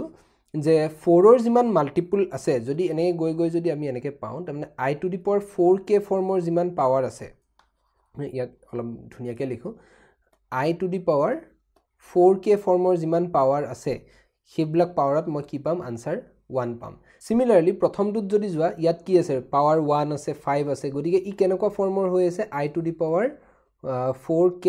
plus 1 ফৰ্মৰ হৈ আছে হয়নে না পাৱাৰ বিলাক k এৰ ভ্যালু যদি 1 বহুৱা 4 into 1 plus 1 is equal to 5 হ'ব k এৰ ভ্যালু যদি 0 বহুৱা তো 4 into 0 plus 1 i to the power 1 i হ'ব গতিকে i to the power 4k plus 1 ফৰ্মৰ যদি হয় পাৱাৰটো আমি আনসাৰ সদায় i পাম আকৌ i to the power তোমাৰ 4k plus 2 ফৰ্মৰ যদি হয় আমি সদায় -1 পাম আৰু i to the power তোমাৰ 4k plus 3 ফৰ্মৰ যদি হয় আমি আনসাৰ সদায় -i পাম গতিকে লক্ষ্য কৰিছানে এটো হৈছে আমাৰ মেইন ইম্পৰ্টেন্ট বস্তুটো যে i to the power 4k plus 1 i to the power 4k plus 2 আৰু i to the power 4k plus 3 আৰু i to the power 4k এই চাৰিটা ফৰ্মতে যিমান পাৱাৰ আছে আইৰ যিমান পাৱাৰ আছে এই চাৰিটা ফৰ্মতে থাকিব ইয়াত লক্ষ্য কৰিবলগীয়া কথা কি যে কে কি বস্তু কে হৈছে for all K belongs to Z K হৈছে ইয়াত তোমাৰ ইন্টিজাৰ ইয়াত যদি তুমি ইন্টিগ্ৰেল ভ্যালু বহাই গৈ থাকা সেই ইন্টিগ্ৰেল ভ্যালু যিমান বহুৱা আইৰ যিমান ইন্টিগ্ৰেল পাৱাৰ আছে ইন্টিগ্ৰেল পাৱাৰ মানে কি পাৱাৰ বিলাক মানে ইন্টিজাৰ হয় আৰু সেইবিলাককে ইন্টিগ্ৰেল পাৱাৰ বুলি কয় আইৰ যিমান ইন্টিগ্ৰেল পাৱাৰ আছে সেই ইন্টিগ্ৰেল পাৱাৰৰ কাৰণে আমি চাৰিটা ভ্যালুৱে পাম কি পাম i -1 -i 1 এইকিটা পাম ওকে তাৰমানে 1 তাৰমানে +-1 পাম আৰু +-i পাম এই চাৰিটা ভ্যালুৱে পাম আইৰ তুমি যি পাৱাৰে নলগোৱা কিয় for example i to the power ধৰি লোৱা 2024 চলি আছে না 2024 ই কেনেকুৱা ফৰ্মত আছে i টু দি পাৱাৰ 4 কে ফৰ্মত আছে নাই i to the power 4 into 506 তাৰমানে i to the power 4 into k ফৰ্মত আছে গতিকে ইয়াৰ আনসাৰ কিমান হ'ব 1 হ'ব i to the power 4 k ফৰ্মত থাকিলে ইয়াৰ আনসাৰ কিমান হ'ব 1 হ'ব গতিকে আনি i টু দি পাৱাৰ 2024 তুমি ক্যালকুলেট কৰোতে পগলা হৈ যাম হয়নে নহয় গতিকে ইয়াক অতি সহজে এই কথা কিটাৰে আমি ক্যালকুলেট কৰি লব পাৰো ওকে একদম সিম্পল কথা আশা কৰো তোমালোকে বুজি পাইছা আইৰ powers of i ধাৰণাটো হৈছে এটো powers of i only চাৰিটা ভ্যালু থাকে +-1 আৰু +-i ওকে এতিয়া আমাৰ নেক্সট টপিকটো হৈছে যে square root of a negative real number এই টপিকটোৰ আন্ডাৰত আমি প্ৰথম চাবলৈ চেষ্টা কৰিম যে -1 ৰ কেটা স্কয়াৰ ৰুট আছে what are the square roots of -1 ৰ কিটা স্কয়াৰ ৰুট আছে লক্ষ্য কৰা যে i ক যদি আমি স্কয়াৰ কৰো -1 পাও হয়নে নহয় আকৌ -i কো যদি আমি স্কয়াৰ কৰো তেতিয়াও আমি কি পাও ইকুৱেল টু i স্কয়াৰ পাও i স্কয়াৰ ইকুৱেল টু -1 হয়নে গতিকে i ক স্কয়াৰ কৰিলেও -1 পাই আছো তাৰ পিছত -i ক স্কয়াৰ কৰিলেও -1 পাই আছো গতিকে -1 ৰ স্কয়াৰ ৰুট কেটা দুটা +-i ইয়াৰ আনসাৰটো হৈছে +-i এটা হৈছে +i এটা হৈছে -i হয়নে নহয় কিন্তু লক্ষ্য কৰিবলগীয়া কথা এটো যে √(-1) বুলি লিখিলে আমি কেতিয়াও +-i বুলি নুবুজো কিন্তু অনলি +i বুলিয়ে বুজো -i ৰ কথা ইয়াত কেতিয়াও নাহে কিন্তু ইয়াৰ লগতে আমি জানি থব লাগিব যে -1 ৰ স্কয়াৰ ৰুট কেটা দুটা +-i সেই কথাটোক যদি আমি এনেকৈ কওঁ যে x² যদি -1 হয় তেনে হলে x কি হ'ব +-i হ'ব ঠিক আছে এই দুটা কথাৰ মাজৰ ডিফাৰেন্স তোমালোকে বুজিবলৈ চেষ্টা কৰিবা দেই এটো হৈছে এটা ইকুৱেচন ৰাইট হ্যান্ড সাইডৰ যেটো আছে হেতু হৈছে এটা ইকুৱেচন x² -1 ইয়াত আমাক সুধা হৈ আছে যে x ত কি ভ্যালু পুট কৰিলে =-1 পাম ইয়াৰ পৰা আমি উলালো যে x ত আমি +i বা -i যিকোনো দুটাৰ ভিতৰত এটা পুট কৰিলে আমি -1 পাম কিন্তু লেফট হ্যান্ড সাইডে যেটো কথা কৈ থাকা হৈছে ইয়াত কি কৈছো আমি যে √(-1) কি √(-1) হৈছে i ওকে গতিকে স্কয়াৰ ৰুট অফ -1 যে +-i এই কথাটো এই ৰাইট হ্যান্ড সাইডৰ এই কথাটোৱে বুজাই আছে এই ইকুৱেচনটোৱে বুজাই আছে ওকে সিমিলাৰলি তুমি যদি মোক সুধা what is the square root of -3 square root কি গতিকে সেই বস্তুটোক বুজাবৰ কাৰণে মই কম যে x² -3 সলিউশন কি আছে ইয়াৰ সলিউশন হৈছে x +-i√3 হয়নে +-i√3 ইয়াৰ হৈছে এটো সলিউশন কিন্তু ইয়াৰ খলনি মোক যদি সুধা হয় যে √(-3) কি √(-3) মই সদায় কম যে it is equal two i√3 not +-i√3 only i√3 okay বস্তু দুটাৰ মাজত ডিফাৰেন্স বুজি পাইছা লক্ষ্য কৰিছানে এতিয়া এই দুটা কথাৰ লগতে তোমালোকক এই টপিকটোৰ আন্ডাৰত আৰু এটা ইম্পৰ্টেন্ট কথা বুজাবলৈ চেষ্টা কৰা হৈছে সোৱা লক্ষ্য কৰা যে যদি a is greater than 0 a এটা ৰিয়েল নাম্বাৰ ওকে আৰু b is greater than যদি 0 হয় তেনে হলে √(a) ইয়াৰ পৰা আমি ইমপ্লাই কৰিব পাৰো যে √(a) into √(b) is equal to √(ab) হয়নে নহয় এই কথাটো আমি ইমপ্লাই কৰিব পাৰো আমি দেখি আহিছো যিকোনো পজিটিভ ৰিয়েল নাম্বাৰৰ ক্ষেত্ৰত √(a) into √(b) is equal to √(ab) হয় হয়নে নহয় এতিয়া তোমালোকে নিজে পৰীক্ষা কৰি চাব পাৰা যে যদি a is less than 0 হয় আৰু b is greater than 0 তেনে হলেও √(a) into √(b) is equal to √(ab) হ'ব ওকে মই ইয়াত কিহৰ কাৰণে হ'ব কেনেকৈ হ'ব ইয়াত মই দেখাই থাকা নাই কিন্তু এই কথাটো এটা শুদ্ধ কথা কিন্তু ইয়াত এটা লক্ষ্য কৰিবলগীয়া কথা হৈছে যে a is less than 0 a less than 0 হলে √(a) ই এটা ইমাজিনাৰী কোৱান্টিটি দেই লক্ষ্য কৰিবলগীয়া কথা ই এটা ইমাজিনাৰী কোৱান্টিটি আৰু ই এটা হৈছে ৰিয়েল নাম্বাৰ এটা কমপ্লেক্স নাম্বাৰৰ লগত তাৰমানে এটা ৰিয়েল নাম্বাৰ তুমি মাল্টিপ্লাই কৰি আছা তেতিয়া ৰুট তথাপিও এই যেটো আইডেন্টিটি আছে এই আইডেন্টিটিটো স্যাটিসফাই হৈ আছে সিমিলাৰলি তোমালোকে এটো চাব পাৰা যে a is greater than 0 যদি হয় আৰু b is যদি less than 0 হয় তেন্তে root over a into root over b is equal to root over ab হ'ব এই বস্তুটো স্যাটিসফাই হৈ থাকিব এই তিনিটা ক্ষেত্ৰতে কথাটো স্যাটিসফাই হৈ আছে হয়নে কিন্তু লাস্ট এটা থাকি গল লাস্ট কথাটো আহিলে যে a less than যদি 0 হয় আৰু b যদি less than 0 হয় তেনে হলেও আমি এই কথাটো ইমপ্লাই কৰিব পাৰো নে আমি এই কথাটো ইমপ্লাই কৰিব নোৱাৰো কিহৰ কাৰণে নোৱাৰো ইয়াৰ বাবে আমাৰ এটা কাউন্টাৰ এক্সাম্পল আছে কাউন্টাৰ এক্সাম্পলটো চোৱা কাউন্টাৰ এক্সাম্পলটো চাবলৈ চেষ্টা কৰা a is less than 0 b is less than 0 suppose তুমি ধৰি লোৱা let a আৰু b a equal to b equal to -1 দুটাই -1 ওকে মই ধৰি লৈছো এতিয়া চোৱা root over -1 into root over -1 তাৰ মানে কি এটো i হয় এটো i হয়নে না মই ইয়াক এদৰেও লিখিব পাৰো suppose I square is equal to root over -1 into root over -1 হয়নে নহয় দুটাই নেগেটিভ নাম্বার দিছানে a ও নেগেটিভ b ও নেগেটিভ এটা দুটাই যদি নেগেটিভ হয় আৰু যদি এই কথাটো যদি স্যাটিসফাই হয় তেনে হলে কি হ'ব সোৱা যদি হে root over a into root over b is equal to root over ab যদি হয় এটো ক্ষেত্ৰটো তেনে হলে আমি বিপদত পৰিম সোৱা কেনেকৈ বিপদত পৰিম যে root over -1 into root over -1 কি হৈ যাব root over -1 into -1 which is equal to root over 1 which is equal to 1 ইয়াৰ পৰা আমি কি পাই গলো I square equal to 1 পাই গলো সেটোটো কেতিয়াও সম্ভৱে নহয় হয়নে নহয় কাৰণ I square equal to -1 I square equal to 1 হ'বই নোৱাৰে which is a contradiction এটো আমি এটা কন্ট্ৰাডিকশনত আহি উপনীত হলো যদি a is less than 0 আৰু b is less than 0 হলে যদি এই কোয়ান্টিটিটো যদি এই আইডেন্টিটিটো যদি স্যাটিসফাই হয় তেনে হলে আমি বিপদত পৰিম সেহে এই আইডেন্টিটিটো এই হাইপোথিসিসটোৰ আন্ডাৰত স্যাটিসফাই নহব অৰ্থাৎ আমি এদৰে লিখিব পাৰো যে if a is less than 0 and b is less than 0 then root over a into root over b is not equal to root over ab okay only এটো ক্ষেত্ৰতহে নহয় দে বাকি তিনিটা ক্ষেত্ৰত হয় only এটো ক্ষেত্ৰতহে নহয় ইয়াত আমি অলপ মানে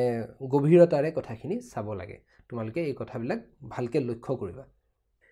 এতিয়া এইখিনি কথা বুজাৰ লগে লগে আমাৰ নেক্সট আহিলে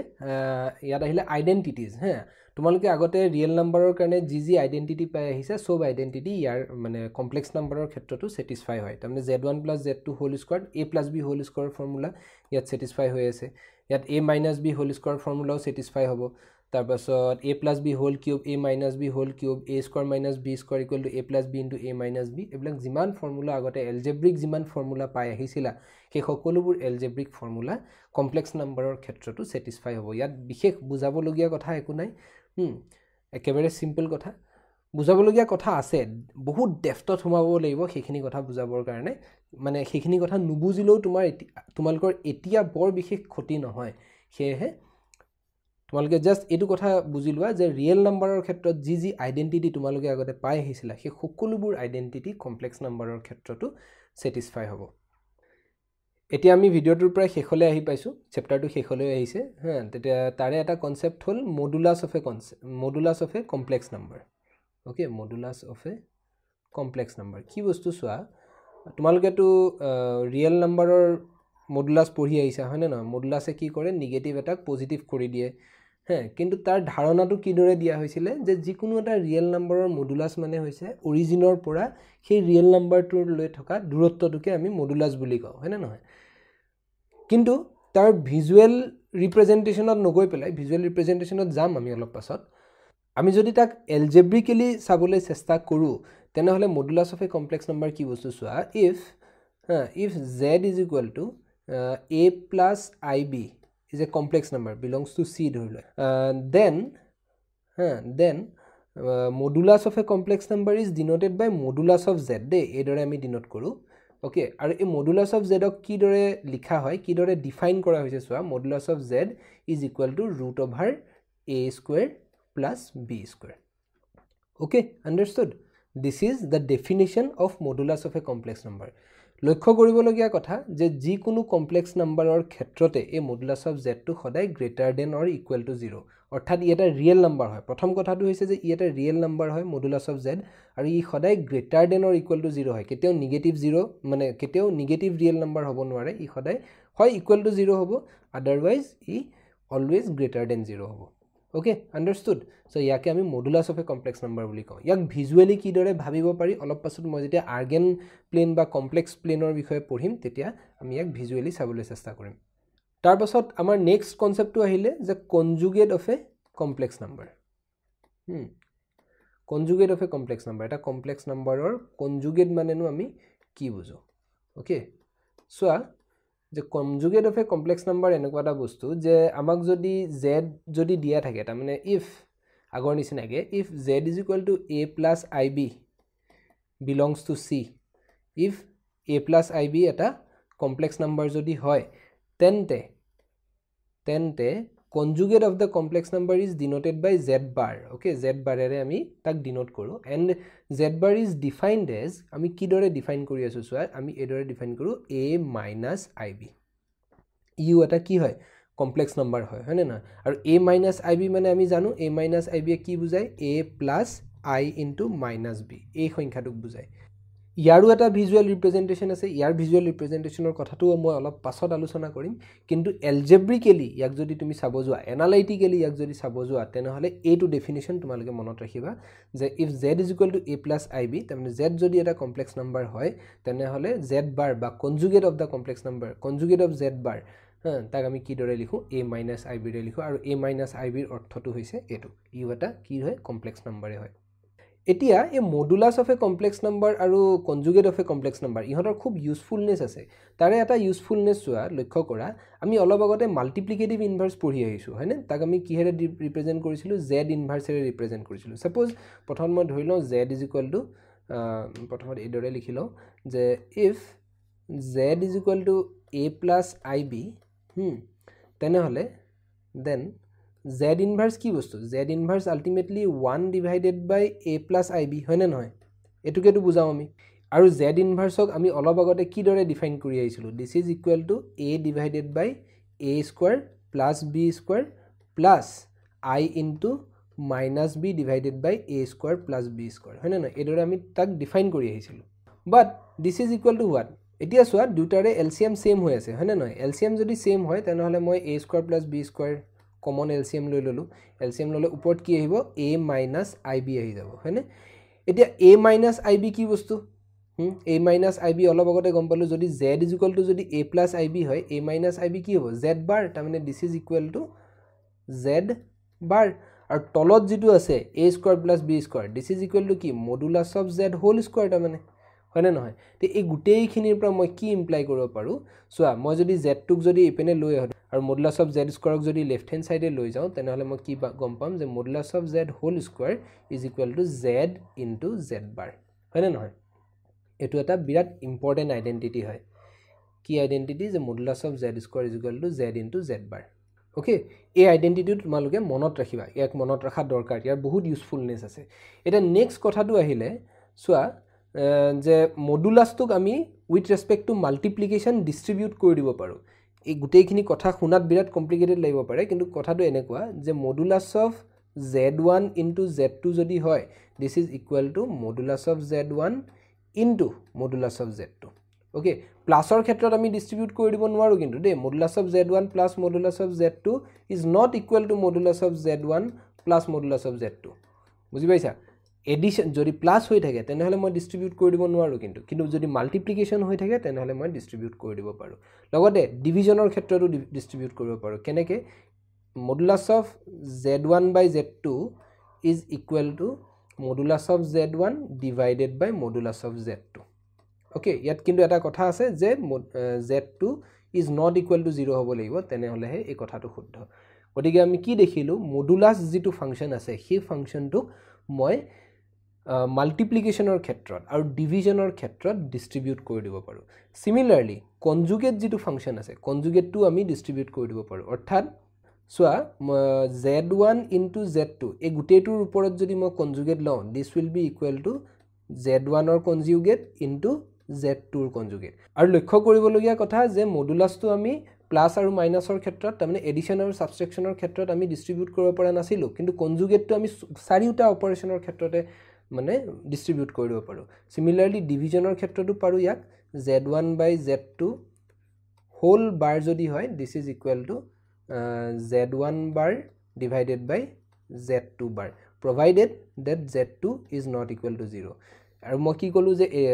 এডিশনৰ সাবট্ৰেকশনৰ ক্ষেত্ৰটো পাৰো হয় না নহয় গতিকে z1 প্লাস মাইনাস z2 যদি হয় প্লাস বা মাইনাস যিয়ে নহক কিয় ইয়াৰ গুটেইটোৰ ওপৰত যদি মই এনেকে কনজুগেট লওঁ this is equal to conjugate of z1 plus minus conjugate of z2 বুজি পাইছা তাৰ মানে conjugate যেটো ফাংশন আছে হেতু মই with respect to addition subtraction multiplication division চাৰিওটাৰ সাপেক্ষেই মই ডিস্ট্ৰিবিউট কৰি দিব পাৰো কিন্তু মডুলাস যেটো ফাংশন আছে মডুলাস ফাংশনটো মই only with respect to multiplication আৰু division হে মই ডিস্ট্ৰিবিউট কৰিব পাৰো বাকি কিটাৰ ক্ষেত্ৰত ডিস্ট্ৰিবিউট কৰিব নোৱাৰো ঠিক আছে মনত থাকিব এইগিটা প্ৰপাৰ্টি আমাৰ বাৰুকৈ ইউজ হ'ব অলপ পাছত ইউজ হ'ব আমি কেটামান এক্সাম্পল চাও হা সেই এক্সাম্পল কিটা বিৰাট ধুনিয়াকৈ ইউজ কৰিম আমি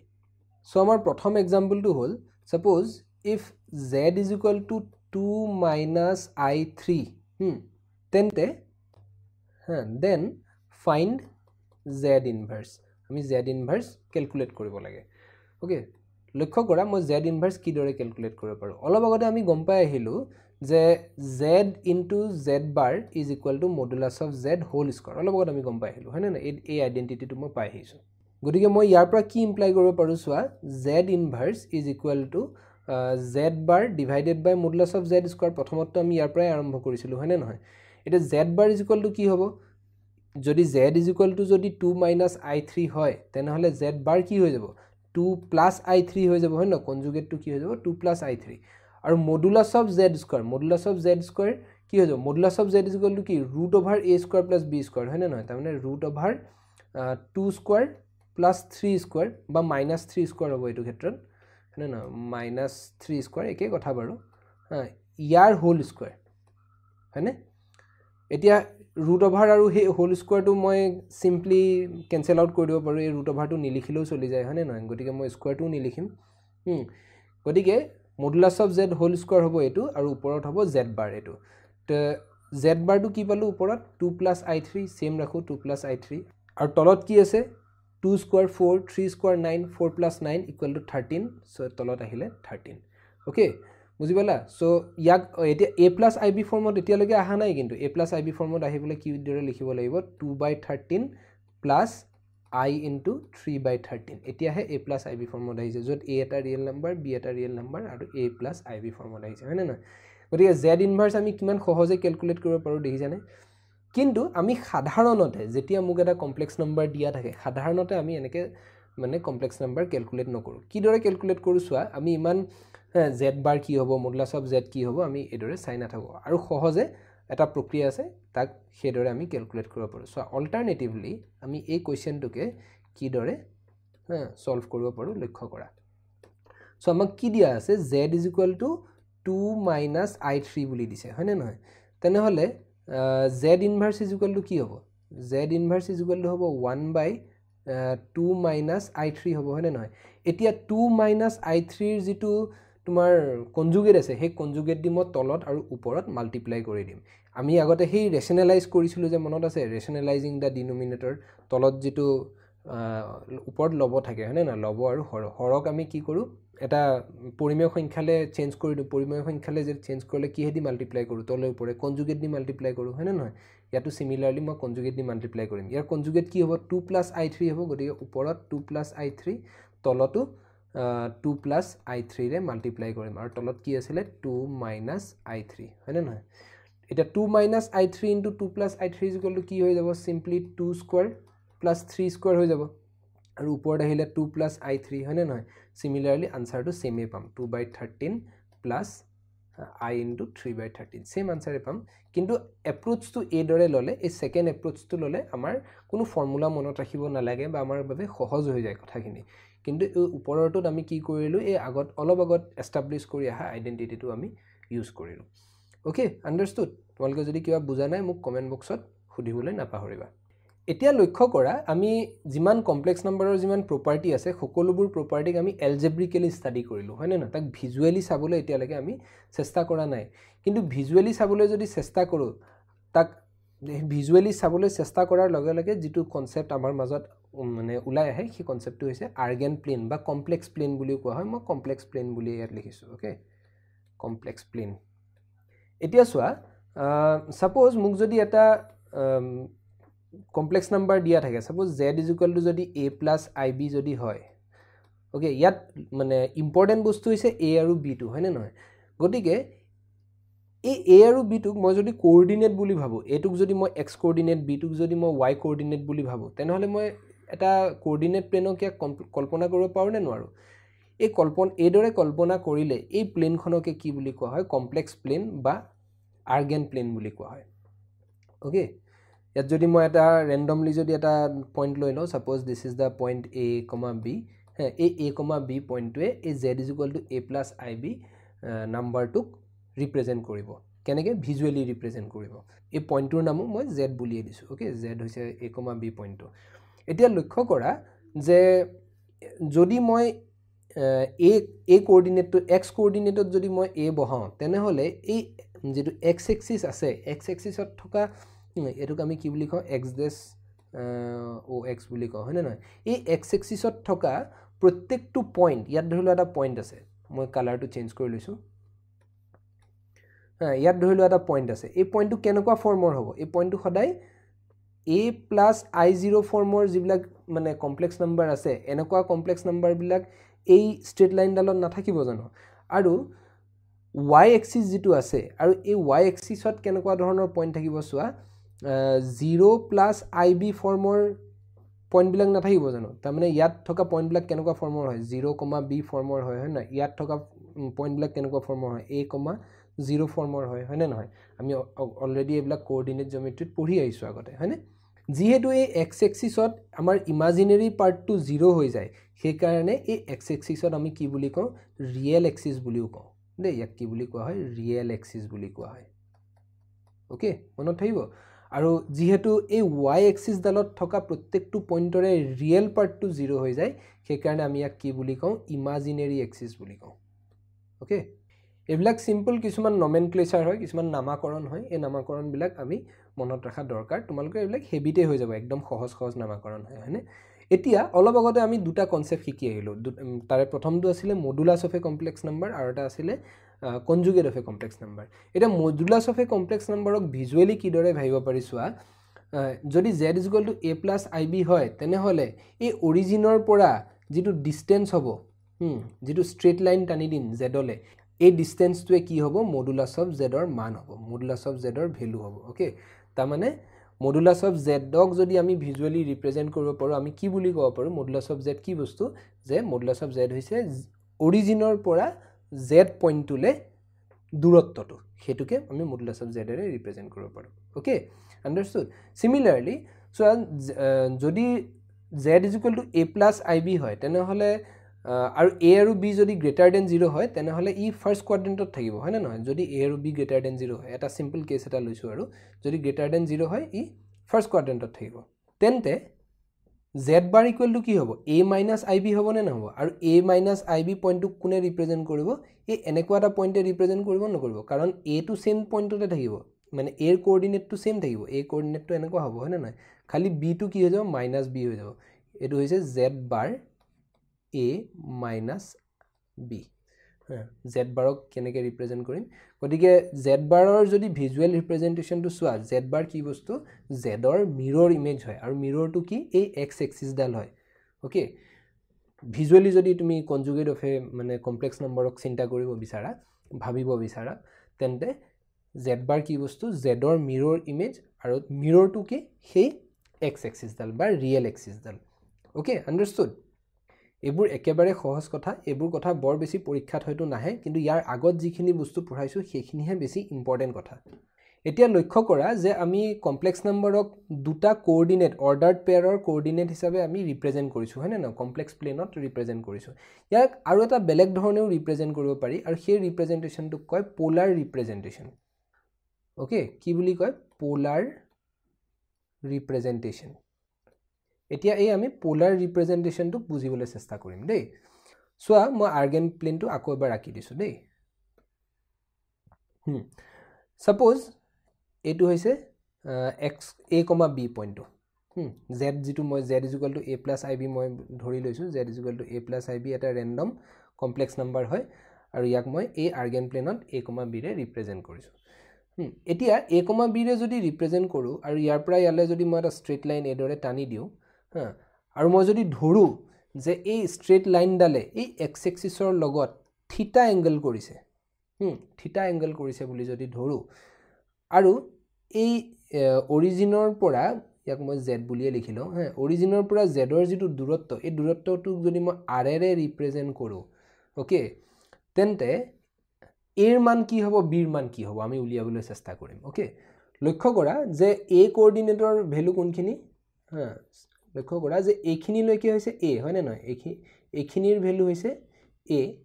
আৰু এইখিনিৰ ভ্যালু হৈছে b হয় না এইখিনি ডিসটেন্স হৈছে b এটা r আৰু থিটাৰ সহায়ত যদি মই লিখিব খুজো a = কি হ'ব r cos থিটা হ'ব নে নহব এটা r cos থিটা কিহৰ কাৰণে হল ইয়াৰ বাবে তোমালকে ট্ৰিগোনোমেট্ৰি পঢ়িব লাগিব আশা কৰো তোমালকে ট্ৰিগোনোমেট্ৰি খিনি জানা ওকে আৰু b = কি হ'ব r sin থিটা হ'ব বুজি পাইছানে a = r cos থিটা b = r sin থিটা গতিকে এই z পইণ্টটোক মই আৰু এটা নামেৰে ৰিপ্ৰেজেন্ট কৰিব পাৰো z হৈছে r cos থিটা r sin থিটা গতিকে ইয়াত লক্ষ্য কৰিবলগীয়া কথাটো হৈছে এটো যে ইয়াত কোঅৰ্ডিনেট কিটা মানে চেঞ্জ হৈ থকা বস্তুটো কি r আৰু থিটা হয় নে নহয় গতিকে এটা কমপ্লেক্স নম্বৰক যদি মই r আৰু থিটাৰ সহায়ত লিখো তেনে হলে সেই ৰিপ্ৰেজেন্টেশনটো কোৱা হ'ব পোলাৰ ৰিপ্ৰেজেন্টেশন এতিয়া এই পোলাৰ ৰিপ্ৰেজেন্টেশনত এটা প্ৰবলেম আছে প্ৰবলেমটো হৈছে এটো সোৱা a, b যদি মই এটা ৰেন্ডম পইণ্ট লৈ লও এই a, b এ এটা পইণ্টেই ৰিপ্ৰেজেন্ট কৰিব সেই a, b এ বেলেগ এটা পইণ্ট মানে দুটা পইণ্ট একেলগে ৰিপ্ৰেজেন্ট নকৰে সদায় এটা পইণ্টেই ৰিপ্ৰেজেন্ট কৰিব হয় নে নহয় বা এটা পইণ্টৰ কোঅৰ্ডিনেট যদি ab হয় আন এটা পইণ্টৰ কোঅৰ্ডিনেট ab হ'ব নোৱাৰে কেতিয়াও হ'ব নোৱাৰে হয় নে নহয় কিন্তু এই r আৰু থিটাৰ সহায়ত যদি মই মানে এটা পইণ্টৰ কোঅৰ্ডিনেট ৰিপ্ৰেজেন্ট কৰো তেনে হলে r cos twice pi plus theta আৰু r sin twice pi plus theta এইটোৱেও এই সেম এই পইণ্টটোকে ৰিপ্ৰেজেন্ট কৰিব বেলেগ পইণ্ট ৰিপ্ৰেজেন্ট নকৰে কাৰণ তোমালোকে যদি ট্ৰিগোনোমেট্ৰি ভালকে পঢ়িছা তেন্তে গম পাবা যে এই ষ্ট্ৰেট লাইনডাল যদি এনেকে ঘূৰি পেলে আকৌ যদি ইয়াত আহি পায় তেনে হলে ইয়াৰ এংগলটো কি হৈ যাব twice pi plus theta হৈ যাব হয় নে নহয় গতিকে r cos twice pi plus theta আৰু r sin twice pi plus theta এই r cos theta r sin theta এই পইণ্টটোকে ৰিপ্ৰেজেন্ট কৰিব এই দুটাৰ মাজত কোনো ডিফাৰেন্স নাই গতিকে আমাৰ প্ৰবলেমটো কি হয় যে এটা পইণ্টৰ ৰিপ্ৰেজেন্টেশন ইউনিক হৈ নাথাকে গতিকে তাক ইউনিক কৰিবলৈ আমি এটা থিটাৰ এটা ৰেঞ্জ বান্ধি দিও ওকে সেই ৰেঞ্জটোক আমি কি বুলি কওঁ প্ৰিন্সিপাল ৰেঞ্জ বুলি কওঁ আৰু লক্ষ্য কৰিবলগীয়া কথা মই ইয়াত আৰু এটা কথা নকলো ইয়াত r ক কি বুলি কয় জানানে r হৈছে modulus of z modulus of z কিহৰ কাৰণে মডুলাস অফ z কাৰণ r এ কি ৰিপ্ৰেজেন্ট কৰি আছে z ৰ পৰা অৰিজিনৰ মাজৰ দূৰত্বটো ৰিপ্ৰেজেন্ট কৰি আছে হয় না না সো r হৈছে মডুলাস অফ z আৰু থিটাক আমি কি বুলি কওঁ থিটাক কওঁ আমি আৰ্গুমেন্ট অফ z বুলি কওঁ ওকে সো আমি অলপ আগতে কি গম পালো যে এই আৰ্গুমেন্ট অফ z টো ইউনিক নহয় কমপ্লেক্স নম্বৰৰ ক্ষেত্ৰত পোলাৰ ৰিপ্ৰেজেন্টেশনৰ ক্ষেত্ৰত আৰ্গুমেন্ট অফ z টো ইউনিক নহয় সেই তাক ইউনিক কৰিবৰ কাৰণে আমি এটা ৰেঞ্জ বান্ধি দিও কিছুমান কিতাপত এই ৰেঞ্জটো থাকে তোমাৰ 0 ৰ পৰা twice pi ৰ মাজত আৰু কিছুমান কিতাপত থাকে -pi ৰ পৰা pi ৰ মাজত এই -pi ইয়াত ইকুৱেল সাইনটো নাথাকে -pi আৰু pi ৰ মাজত এই ৰেঞ্জটো বান্ধি দিয়া হয় লক্ষ্য কৰিবা যে দুটা ৰেঞ্জৰে লেংথ হৈছে twice pi কিন্তু ইয়াৰ পৰা ইয়ালৈ লেংথটো হৈছে twice pi ইয়াৰ পৰা ইয়ালৈ লেংথটো হৈছে twice pi আৰু তোমালোকৰ কিতাপত মেইন বুকত যেটো ৰেঞ্জ বান্ধি দিয়া হৈছে সেই ৰেঞ্জটো হৈছে এই 2 নম্বৰ ৰেঞ্জ গতিকে আমাৰ প্ৰিন্সিপাল আৰ্গুমেন্ট হ'ব সদায় এই ৰেঞ্জটোৰ মাজত থাকিব লাগিব ওকে থিটা সদায় আমি -pi আৰু pi ৰ মাজত আলোচনা কৰিম এই পোলাৰ ৰিপ্ৰেজেন্টেশনৰ এই গুটেইখিনি কথা ইমান সুটিকে বুজাব নোৱাৰি যেটো সময় নাই মই সুটিকে বুজাবলৈ চেষ্টা কৰিছো কিন্তু এটা এক্সাম্পলৰ সহায়ত গুটেইখিনি কথা সহজত বুজিব পাৰি সোৱা সাপোজ z = 1 + i√3 ওকে এটো হৈছে এটা কমপ্লেক্স নাম্বাৰ ইয়াক আমি কেনেকে ৰিপ্ৰেজেন্ট কৰিছো a + ib ফৰ্মত ৰিপ্ৰেজেন্ট কৰিছো হয়নে ইয়াক যদি আমি মানে কোঅৰ্ডিনেট প্লেনত বা কমপ্লেক্স প্লেনত যদি ৰিপ্ৰেজেন্ট কৰো ইয়াৰ কোঅৰ্ডিনেট কি হ'ব 1,√3 হ'ব হয়নে নহয় কিন্তু যদি পোলাৰ ফৰ্মত যদি ইয়াক মই লিখিব খুজো তেনে হলে আমাক কি লাগিব r আৰু থিটা লাগিব হয়নে নহয় তো প্ৰথমত আমি r টো উলিয়াই লওঁ r যদি উলিয়াই লওঁ r কি হয় r হৈছে মডুলাস অফ z হয় না মডুলাস অফ z আমি কি দৰে ক্যালকুলেট কৰো √1 স্কয়াৰ প্লাস √3 স্কয়াৰ এতিয়া ইয়াৰ ভ্যালু কি হৈ যাব √1 প্লাস √3 to 3 হৈ যাব is equal two √4 is equal two 2 তাৰ মানে r ইকুৱেল টু কি পালো মই 2 পালো হয় না নহয় এতিয়া লক্ষ্য কৰা যে z ইজ ইকুৱেল টু যদি a প্লাস ib হয় তেনেহলে a ইকুৱেল টু আমি কি পাইছিলো r cos θ b is equal two কি পাইছিলো r sin θ গতিকে ইয়াক যদি মই এই দৰে লিখো r cos θ plus i into r sin θ এই দৰে যদি লিখো তেনেহলে মই r মানে কমন লব পাৰো হয় না নহয় তো cos θ প্লাস i sin θ এটো ফর্মত থাকিব হয় না নহয় তো z is equal to a plus ib এই ফর্মটোক আমি r into cos θ plus i sin θ এই ফর্মলৈ লৈ যাব পাৰো কেনেকৈ লৈ যাম সো r ইকুৱেল টু প্ৰথমত মই মডুলাসটো ক্যালকুলেট কৰি ললো r equal to 2 r equal to যদি 2 হয় তেনেহলে z is equal two 1 plus i √3 আছিল হয় না নহয় তেনেহলে 2 মই কমন উলিয়াই আনিব লাগিব এনেকৈ r টু যি দৰে উলাই আছে হয় না নহয় 2 যদি কমন লওঁ ভিতৰত কি থাকিব সোৱা 1/2 প্লাস i √3/2 এনেকুৱা হ'ব হয় নহয় এতিয়া cosৰ কি মানৰ বাবে থিটাৰ কি মানৰ বাবে cos থিটাৰ মান 1/2 হয় বা থিটাৰ কি মানৰ বাবে sin থিটাৰ মান √3/2 হয় আৰু সেই থিটাৰ মানটো কাৰ মাজত থাকিব লাগিব -π আৰু পাইৰ মাজত থাকিব লাগিব তোমালোকে নিজে ভাবিবলৈ চেষ্টা কৰচোন থিটাৰ কি মানৰ বাবে মানে cos থিটাৰ মান 1/2 হয় তোমালোকে যদি ট্ৰিগোনোমেট্ৰি ভালকে পঢ়িছা তেনেহলে তোমালোকৰ মনত আছে যে cos 60 ডিগ্ৰী ইকুৱেল টু 1/2 হয় না নহয় সো cos 60 ডিগ্ৰী মানে π/3 cos π/3 plus i sin π/3 sin 60 ডিগ্ৰীৰ মান √3/2 sin π/3 হ্যাঁ সো থিটাৰ মান আমি কি পাই গলো π/3 আৰু π/3 এ -π আৰু পাইৰ মাজত আছে নাই গতিকে this is the polar representation of the complex number 1 plus i √3 দেখিলানে বুজি পালা এটা কমপ্লেক্স নাম্বাৰক কি দৰে আমি পোলাৰ ফৰ্মলৈ লৈ যাব পাৰো এটো এটা সহজ এক্সাম্পল আছিল অলপ টান এক্সাম্পল এটা লবলৈ চেষ্টা কৰো মই তোমালোকৰ কিতাপত থকা এক্সাম্পল বিলাকে লৈ আছো দেই suppose z is equal to -16 divided by 1 plus i √3 ইয়াক অলপ দেখাত কমপ্লিকেটেড যেন লাগিছে হয়নে নহয়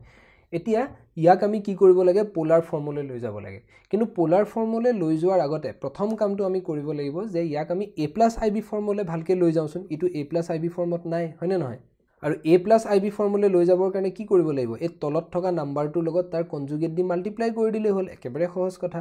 1 + i √3 ইনটু 1 - i √3 হয়নে নহয় এই দৰে আমি কনজুগেট দি মাল্টিপ্লাই কৰি দিও আৰু ওপৰত আছিল 16 ওপৰত কিহেৰে মাল্টিপ্লাই কৰিব লাগিব 1 - i √3 ৰে মাল্টিপ্লাই কৰিব লাগিব এতিয়া চোৱা তলত কি হৈ যাব তলত হৈ যাব 1 স্কয়াৰ প্লাস √3 স্কয়াৰ √3 স্কয়াৰ মানে 3 এ হ'ব গতিকে তলত আহিব 1 + 3 ওপৰত আহিব -16 প্লাস i * 16 √3 হৈ যাব হয়নে নহয় এতিয়া তলত 1 + 3 = কি হৈ গল 4 হৈ গল মই সিম্পলি ইয়াত 4 বুলি লিখি দিও তো 4 এদি যদি 16 ইয়াত 16 আছে মই যদি ক্যান্সেল আউট কৰো আলটিমেটলি কিমান হৈ যাব -4 plus i 4 √3 so আমি ইয়াক এতিয়া a plus ib ফৰ্মত লৈ আহিলো হয়নে তো z is equal to আমি কি পালো implies z is equal to this এতিয়া ইয়াক যদি পোলাৰ ফৰ্মত লৈ যাব লাগে পোলাৰ ফৰ্মত লৈ যাবলৈ আমাক প্ৰথমত কি লাগিব r ৰ মান লাগিব r is equal to কি মডুলাস অফ z মানে কি √(-4) whole square plus 4 √3 whole square হয়নে so this is equal to -4 whole square is equal to 16 plus এটো কি হ'ব 16 into 3 16 into 3 মানে 48 হয় না আৰু 48 plus 16 equal to কি হ'ব is equal to √(64) আৰু √(64) মানে কি is equal to 8 তাৰ মানে r ৰ মান মই কি পাই গলো 8 পালো হয় না নহয় এতিয়া r ৰ মান যদি 8 হয় r ৰ মান যদি মই 8 বুলি মানে ক্যালকুলেট কৰিলো তেন্তে z ৰ যেটো ফৰ্ম আছিল z equal to কি আছিল -4 plus i 4 √3 আছিল হয়নে এতিয়া মই ইয়াৰ পৰা 8 কমন লব লাগিব কিহৰ কাৰণে r ৰ মান 8 8 যদি কমন লও ইয়াত কি হৈ যাব -1/2 plus i into √3/2 হয়নে এতিয়া তোমালোকে ভাবিব লাগিব যে থিটাৰ কি মানৰ বাবে cos θ is equal to -1/2 আৰু sin θ is equal to √3/2 লক্ষ্য কৰা যে cos নেগেটিভ হৈ আছে sin পজিটিভ হৈ আছে গতিকে থিটা কোনটো কোৱাড্ৰেন্টত থাকিব সেকেন্ড কোৱাড্ৰেন্টত থাকিব হয় না নহয় তে সেকেন্ড কোৱাড্ৰেন্টত যদি থাকে আৰু থিটা মই কি বুলি কৈছিলো -পাই আৰু পাইৰ মাজত থাকিব হয় না নহয় -পাই আৰু পাইৰ মাজত গতিকে থিটাৰ মানটো কি হ'ব π/2 তকে ডাঙৰ হ'ব আৰু আমি জানো যে cos 60 ডিগ্ৰীৰ মান 1/2 আৰু sin 60 ডিগ্ৰীৰ মান √3/2 হয় না নহয় কিন্তু ইয়াত যেহেতু মাইনাসত আছে গতিকে থিটা কি হ'ব সোৱা লক্ষ্য কৰা যে 8 into cos of pi minus π/3 plus I into sin of pi minus π/3 এনেকুৱা হ'ব নে নহব absolutely হ'ব sin of pi minus π/3 is equal to sin π/3 which is equal to √3/2 আৰু cos of pi minus π/3 is equal to minus of cos π/3 হয় নে নহয় আমি আশা কৰো তোমালোকে ট্ৰিগোনোমেট্ৰিৰ এই প্ৰপাৰ্টি বিলাক ভালকে জানা যদি জানা তেনে হলে হে এইবিলাক পাৰিবা দেই আদাৰৱাইজ দিগদাৰ হ'ব সো কি হৈ গল 8 into cos of twice π/3 plus I into sin of twice π/3 okay so ইয়াৰ পৰা আমি r ৰ মান কি পালো আৰু থিটাৰ মান কি পালো r পালো আমি